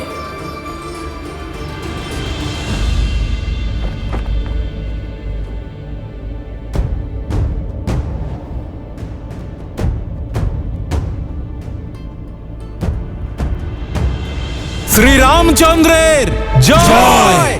শ্রীরামচন্দ্রের জয়! শ্রীরামচন্দ্রের জয়! শ্রীরামচন্দ্রের জয়!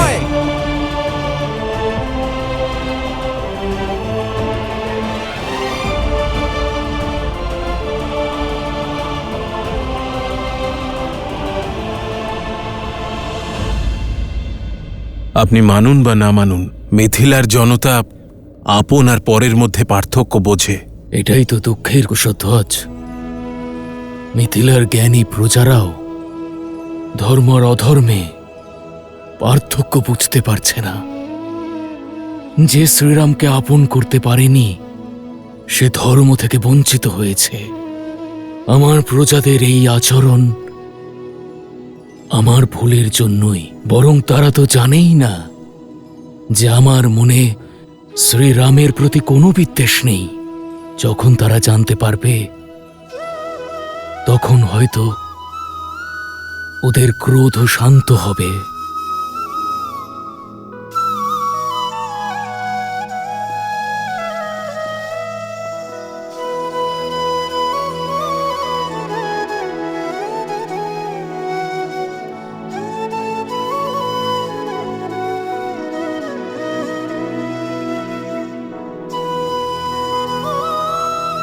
বলো অযোধ্যা নরেশ, মিথিলার জামাতা সীতাপতি রামচন্দ্রের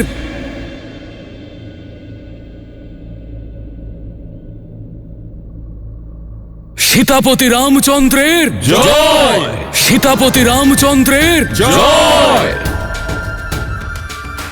সীতাপতি রামচন্দ্রের সীতাপতি রামচন্দ্রের সীতাপতি রামচন্দ্রের সীতাপতি রামচন্দ্রের সীতাপতি রামচন্দ্রের সীতাপতি রামচন্দ্রের সীতাপতি রামচন্দ্রের সীতাপতি রামচন্দ্রের সীতাপতি রামচন্দ্রের সীতাপতি রামচন্দ্রের সীতাপতি রামচন্দ্রের সীতাপতি রামচন্দ্রের।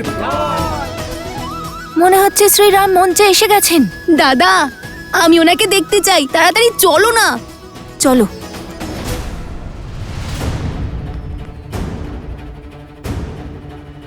কি করে যাব? পথে অনেক বাধা রয়েছে। মনে হচ্ছে শ্রীরামকে দেখার ইচ্ছে আমাদের পূরণ হবে না।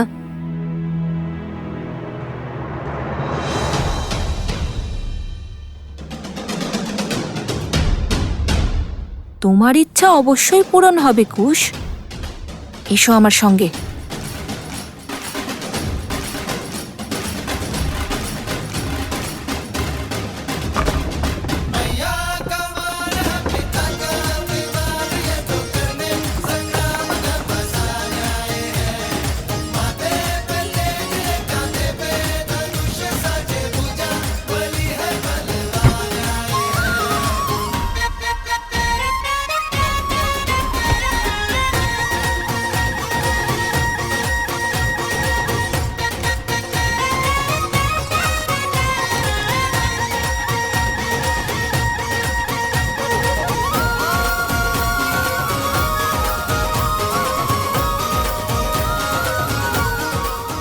জয় শ্রীরাম।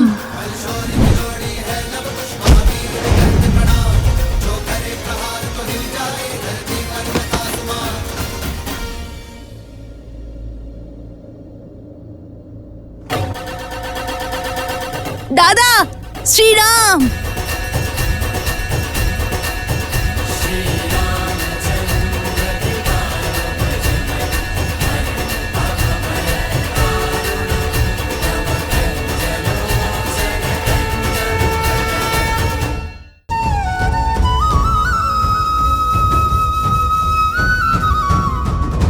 শ্রীরাম, শ্রীরাম।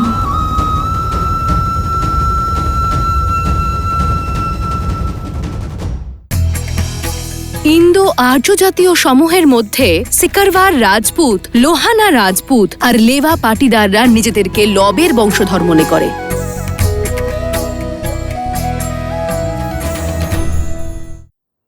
ধ্বজার জন্য শ্রীরামের দর্শন পাচ্ছি না। দাদা, এই সমস্যার সমাধান আমি এক্ষুনি করে দিচ্ছি। না কুশ, ধ্বজা হলো রাজ্যের গর্ব, তার সম্মান এর সঙ্গে জড়িত। আর প্রহার শত্রুদের ধ্বজাতেও করা উচিত নয় কুশ। মনে আছে তো মাতা কি শিখিয়েছিলেন? কারোর শরীরে আঘাত করার থেকে অনেক বেশি কষ্টদায়ক তার ভাবনায় আঘাত করা। শরীরের আঘাত তো সেরে যায়, কিন্তু মনের নয়। শ্রী হনুমান থাকলে কত ভালো হতো। পবনদেবকে বলে এই তীব্র বায়ু থামিয়ে দিতেন। যদি মাতা মহারাজ জনকের সঙ্গে দেখা করতে বারণ না করতেন, তাহলে হয়তো এতক্ষণে শ্রীরামের সঙ্গে সাক্ষাৎ হয়ে যেত। কিন্তু তুমি ঠিক বলেছ কুশ, পবনদেবকে বলে এই তীব্র বায়ুকে থামিয়ে দিতেন শ্রী হনুমান। হে পবনদেব, ভক্তকে ভগবানের থেকে দূরে রাখা তৃষ্ণার্তকে জলের থেকে দূরে রাখার সমান। আমরাও আপনার পুত্র শ্রী হনুমানের মতো শ্রীরামের অনন্য ভক্ত। এত বাধা অতিক্রম করে আমরা এখানে এসেছি। এবার অন্তত সাহায্য করুন। যদি আমাদের ভক্তি সত্য হয়ে থাকে, তাহলে দয়া করে নিজের বেগ একটু কমান আর আমাদেরকে শ্রীরামের দর্শনের সুযোগ দিন।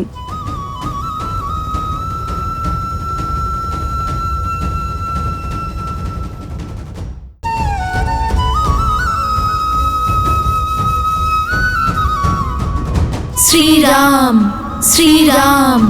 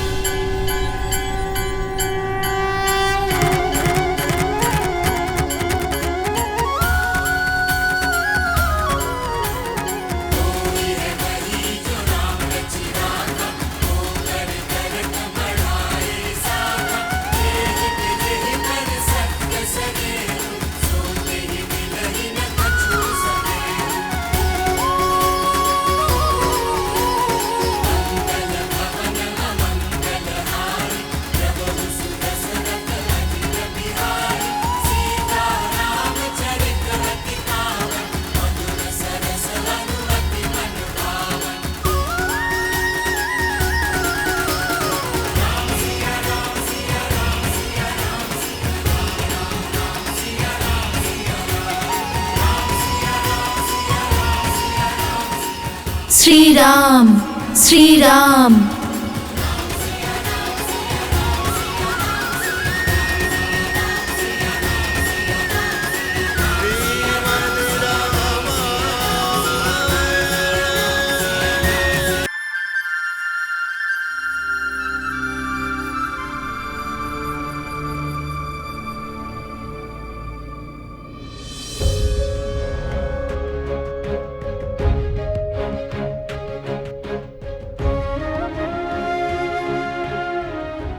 মহারাজ, আপনার নেত্র ওই ঋষিকুমারদের খুঁজছে। হ্যাঁ শ্রীরাম, ওদের মিথিলায় আসার প্রমাণ তো পেয়েছি। ওই তুনির, অবশ্যই ওরা এখানেই কোথাও আছে। তাহলে চিন্তা কিসের? এমন প্রতিযোগিতা কোনো ধনুর্ধরই ছাড়বে না। আপনি প্রতিযোগিতা শুরু করুন মহারাজ, ওই বালকরা অবশ্যই আসবে। আমরা অবশ্যই অংশ নেব কুশ। প্রতিযোগিতা ক্ষেত্রে আমাদের যাওয়ার বাধা আছে, কিন্তু আমাদের বানের নয়। মহারাজ জনক প্রতিযোগিতা আরম্ভ করবার আদেশ দিয়ে দিয়েছেন। তাই প্রথম প্রতিযোগিতা হলো যে এই পক্ষীকে ভূমিতে নিয়ে আসবে সে হবে প্রথম পর্যায়ের বিজয়ী।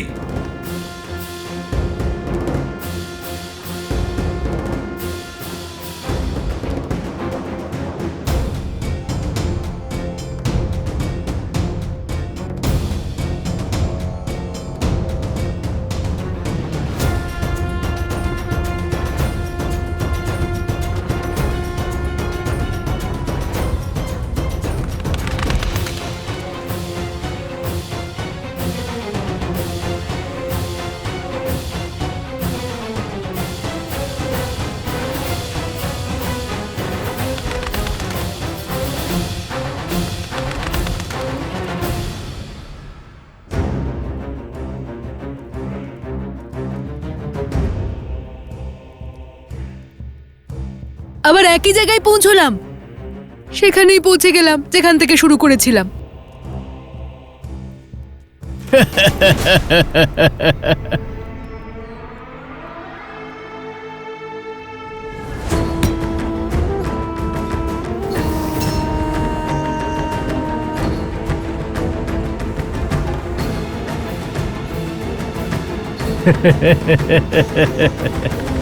মহারাজ, এই পক্ষীকে নিচে নামানোর জন্য একে আঘাত করা হবে, মেরে ফেলা হবে। ধর্ম রক্ষার্থে বধ করা কেবল দেবতাদের ধর্ম, আত্মসুরক্ষার জন্য বধ করা মনুষ্যের কর্ম, ভোজনের জন্য বধ করা পশুদের কার্য, কিন্তু কেবল মনোরঞ্জনের জন্য বা সামর্থ্য প্রদর্শনের জন্য বধ করা কেবল মাত্র রাক্ষসদেরই কাজ।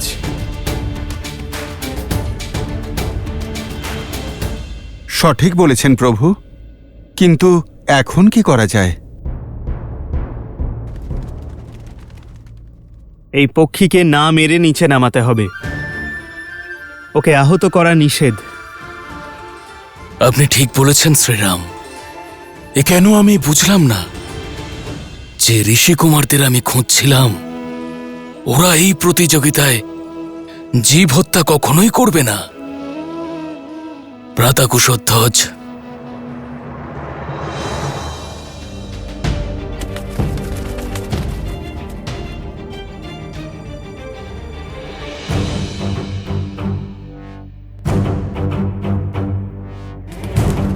প্রভু, কোনো পক্ষীকে আঘাত না করে কি করে নিচে নামাবেন উনি? এ কথা তো অবোধ বালকেরাও জানে। এত বুদ্ধি, এত বিবেক আছে ওনাদের। প্রভু, যদি চেষ্টা করতে গিয়ে পক্ষী আহত হয় তাহলে? একটি বিশেষ সূচনা, পক্ষীকে নিচে আনার জন্য কেউ একে আহত করতে পারবে না।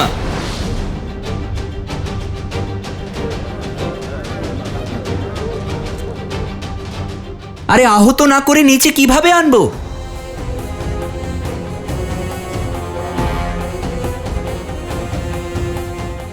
আমরা কি আর পাখির ভাষা জানি নাকি যে ওদের ভুলিয়ে ভালিয়ে নিচে আনবো? আমরা সবাই একসাথে তীর মেরে ওকে নিচে আনতে পারবো না। অসম্ভব এই প্রতিযোগিতা পূর্ণ করা। মহারাজা জনক আমাদের অপমান করতে চান। সেই জন্যই উনি এমন শর্ত রেখেছেন। হ্যাঁ হ্যাঁ, এ আমাদের অপমান। এ আমাদের অপমান। আমাদের অপমান। আমাদের অপমান।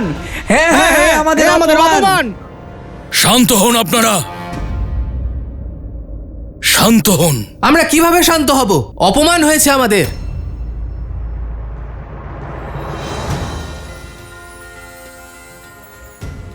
জয় শ্রীরাম। দাদা, ওই দেখো শ্রী হনুমান, ওই যে। জয় হনুমান, জয় বজরঙ্গবলী। ধন্য হলাম আমি।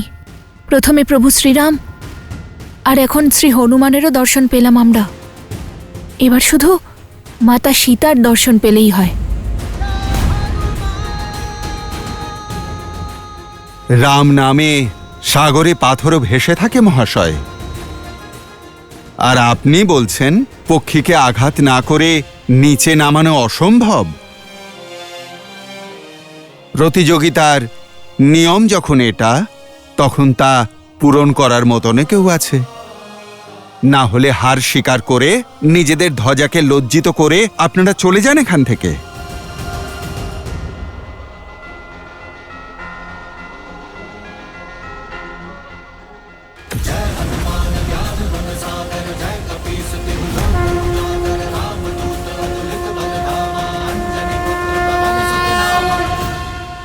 আমরা পক্ষীদের আহত না করেই ভূমিতে নিয়ে আসব, কিন্তু এটা তো শুধু প্রথম অধ্যায়। আর আমাদের এই কার্যের মাধ্যমে মহারাজ জনকও জানতে পারবেন যে আমরা প্রতিযোগিতার ক্ষেত্রে চলে এসেছি। হ্যাঁ, ওনার জেনে গেলে কোনো সমস্যা নেই। সমস্যা তো এই প্রতিযোগিতায় অংশ নেওয়ার আগে ওনার সঙ্গে দেখা করায়। না কুশ, এখনো প্রতিযোগিতার অনেক অধ্যায় বাকি আছে। যদি প্রতিযোগিতা শেষ হওয়ার আগে প্রভু বা মহারাজ জনক আমাদের ধরে ফেলেন, তাহলে মাতার আদেশের অপমান করা হবে। উনি আমাদের প্রতিযোগিতা সম্পূর্ণ হওয়ার আগে মহারাজের সঙ্গে দেখা করতে বারণ করেছেন। তোমরা দুজন ওখানে প্রতিযোগিতায় অংশ নিতে যাচ্ছ, তাই অন্য প্রতিযোগীদের থেকে পৃথক হয়ে থাকবে না। কারণ যদি ওরা জানতে পারে যে তোমরা দুজন মিথিলা নরেশকে চেনো, তাহলে কথা উঠবে। অর্থাৎ প্রত্যেকবার প্রতিযোগিতা জেতার পর আমাদের স্থান পরিবর্তন করতে হবে, যতক্ষণ না প্রতিযোগিতা শেষ হচ্ছে। চলো আগে প্রথম প্রতিযোগিতায় জয়লাভ করি।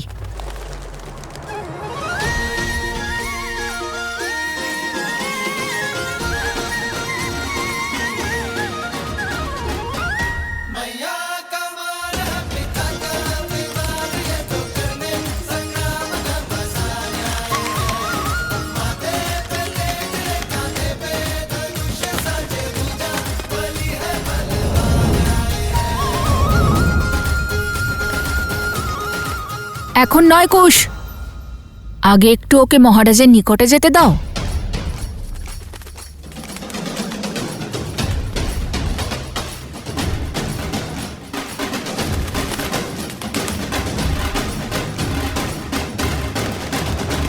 এইবার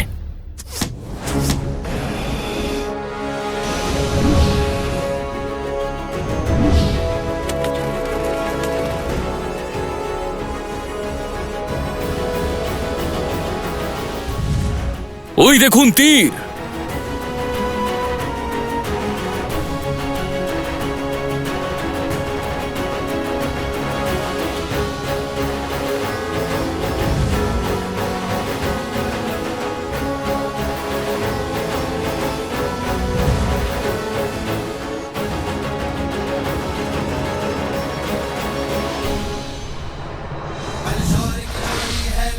महावीर भी करते प्रणाम, जो करे प्रहार तो हिल जाए धरती पर्वत आसमान। बलशौर की जोड़ी है लव कुश महावीर भी करते प्रणाम, जो करे प्रहार तो हिल जाए धरती पर्वत आसमान। धनुष उठावे प्रत्यंचा जब करे बाण संधान, तो इनमें दिखे सीता का धीरज बल जैसे श्री राम। जाके राम की मर्यादा सीता का बलिदान, इनमें भक्ति में छोटे को हनुमान।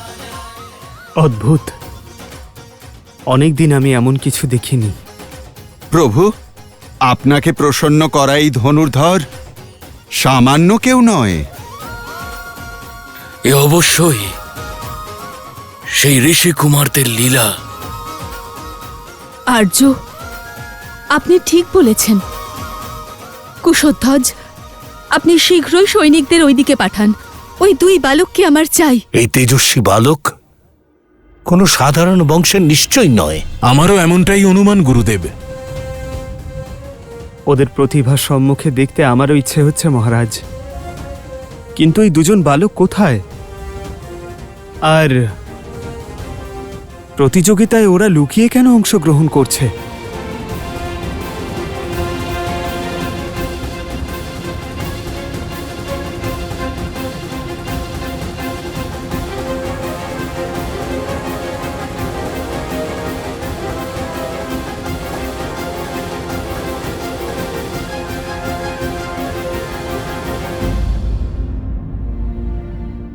আমার পূর্ণ বিশ্বাস যে ওরা সেই বীর বালক, কিন্তু ওরা লুকিয়ে কেন প্রতিযোগিতায় অংশ নিচ্ছে? ওই বালকদের খুঁজতে চাইলে প্রতিস্পর্ধা এগিয়ে নিয়ে চলুন মহারাজ। প্রথম চরণেই নিজেদের শৌর্য দেখিয়েছে, তারা দ্বিতীয় চরণেও নিজেদের প্রতিভা অবশ্যই দেখাবে। অদ্ভুত।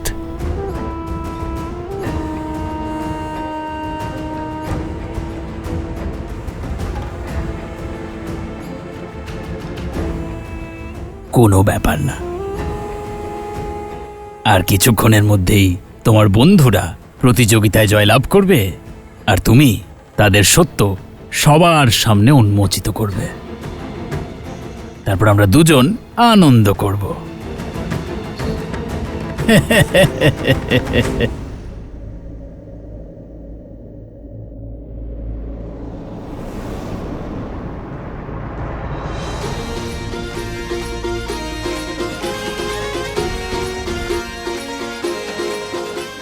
যাও ওখানে খোঁজো ওদের।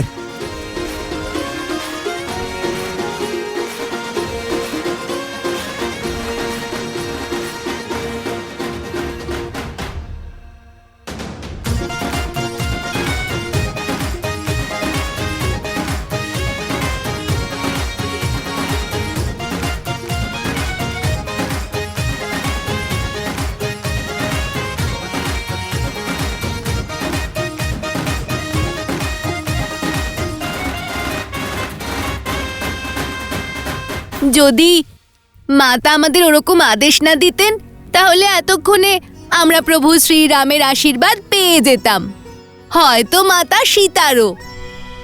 মাতা প্রতিযোগিতা সম্পূর্ণ হওয়ার আগে মহারাজ জনকের সম্মুখে না যাওয়ার আদেশ এই জন্য দিয়েছিলেন যাতে মহারাজ জনককে কেউ পক্ষপাতী না ভাবে। আর যদি এই আদেশ না দিতেন তাহলে প্রতিযোগিতার স্থল থেকে এত দূরে এত বাধা অতিক্রম করে প্রতিযোগিতায় জিততে পারতাম না। ঠিকই বলেছ।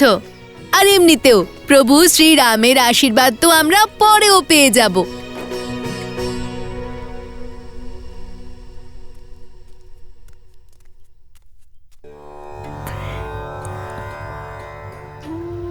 কি সুন্দর আর অদ্ভুত পুষ্প বনদেবী, কোথা থেকে পেলেন? এরকম পুষ্প কোথাও নেই এই আশেপাশের বনে। তো ফল্গু নদী থেকে ফেরার সময় লবকুশ নিয়ে এসেছিল।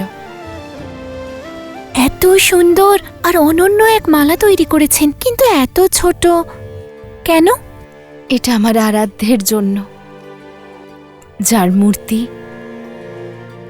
আমি সর্বদা সঙ্গে রাখি। এই লবকুশও না যতক্ষণ কাছে থাকে কোনো না কোনো কাণ্ড ঘটিয়ে আমাকে চিন্তায় ফেলে দেয়, আর যখন কাছে থাকে না তখন কোনো অনিষ্টের ভয় আমার চিন্তার কারণ হয়ে দাঁড়ায়। তাই আমি কোনো না কোনো কার্যে নিজেকে ব্যস্ত রাখি। কে জানে আজ আবার কেমন চলছে ওদের দুজনের প্রতিযোগিতা। মাতা ওদের দেখতে পেয়ে সত্য না জেনে ফেলেন। সময় এসে গেছে এই প্রতিযোগিতার দ্বিতীয় পর্ব শুরু করার। দেখা যাক এই পর্বে কে জয়লাভ করে, যারা আমাদের সম্মুখে আছেন নাকি যারা গুপ্ত আছেন, যাদের কেবল বাণী আমরা দেখতে পাচ্ছি। শ্রীরাম, লবকুশের প্রতিভা বিচার করে আমার মনে হচ্ছে যে এই প্রতিযোগিতার স্তরকে বৃদ্ধি করতে হবে। আপনার কি মনে হয়?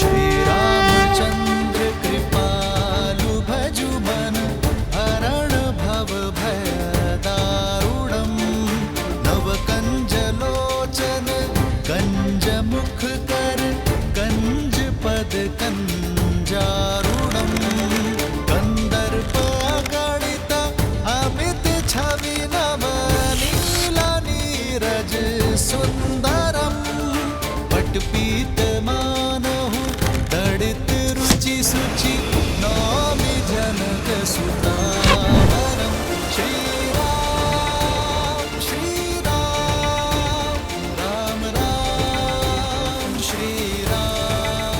ভূমি থেকে জল আর মন থেকে যখন পাপ বেরিয়ে আসে তখন তার স্রোতকে থামানো কঠিন হয়ে যায়।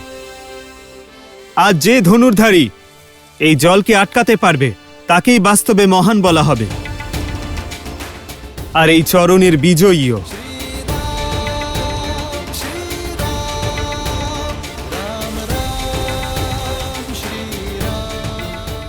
ভূমি থেকে নির্গত জল আটকানো কঠিন হবে।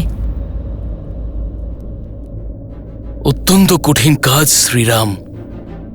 কোনো ভূমি থেকে জল বের করা গুরু অবশ্যই শিষ্যকে শেখায়, কিন্তু মাটি থেকে নির্গত জলকে আটকানো তা সবার দ্বারা সম্ভব নয়।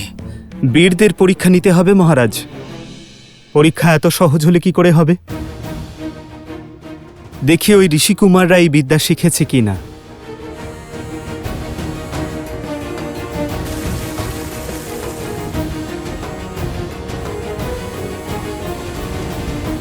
জলের প্রবাহ নিচ থেকে উপরে, তাই সেটা আটকানোর জন্য মানে উপর থেকে চাপ সৃষ্টি করতে হবে। আর শ্রীরাম নাম ছাড়া আর কি আছে যা পাপের জোয়ার আর জলের প্রবাহকে আটকাতে পারে? এই জলধারার উৎস আমাদের ঈশ্বর শ্রীরামের নাম লেখাই বান আটকাবে। ধর্মগ্রন্থ অনুযায়ী ত্রিলোকপুরী সহস্র রাবণের রাজধানী ছিল, যা সাগরের মধ্য দ্বীপে অবস্থিত ছিল।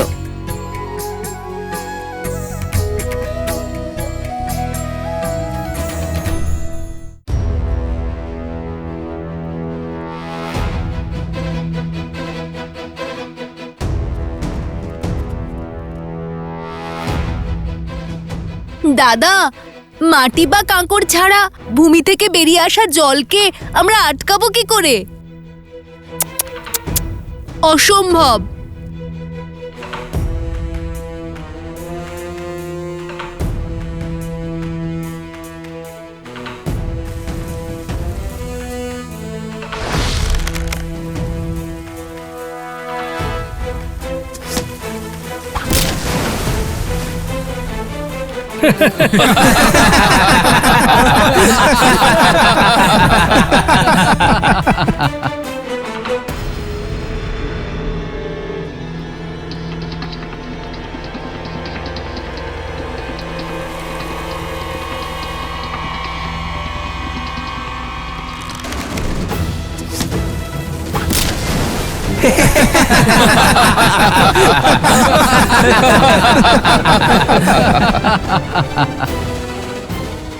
মনে আছে তো ভগবান বাল্মীকি আমাদের কি বলেছিলেন? ঈশ্বর কোনো পরিস্থিতি এমনি এমনি কঠিন করেন না, যদি না তার উপায় থাকে।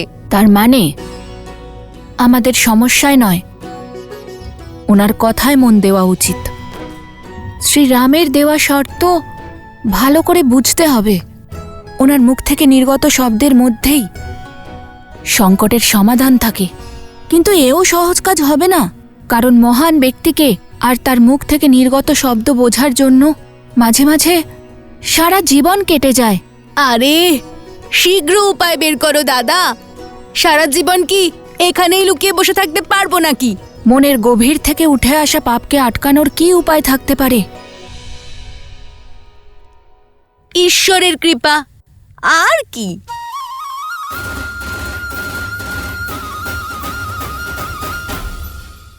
মহারাজা জনকের অশ্বকে কোনো অনিষ্ট না করে যে আটকাতে পারবে সে হবে প্রতিযোগিতার বিজয়ী। দাদা, দ্বিতীয় লক্ষ্যও তো ভেদ করেছি, কিন্তু অশ্ব?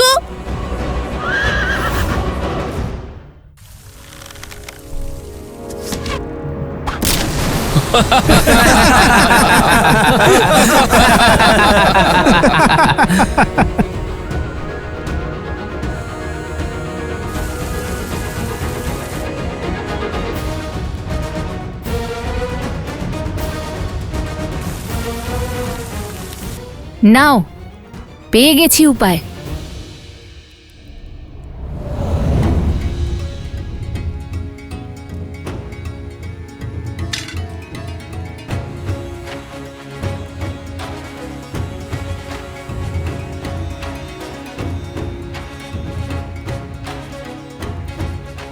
জলের প্রবাহ নিচ থেকে উপরের দিকে, তাই সেটা আটকানোর জন্য আমাদের তার বিপরীত অর্থাৎ উপর থেকে চাপ সৃষ্টি করতে হবে। আর শ্রীরাম নাম ছাড়া আর কি আছে যা পাপের জোয়ার আর জলের প্রবাহকে আটকাতে পারবে? এবার এই জলধারার উৎস আমাদের ঈশ্বর শ্রীরামের নাম লেখাই বান আটকাবে।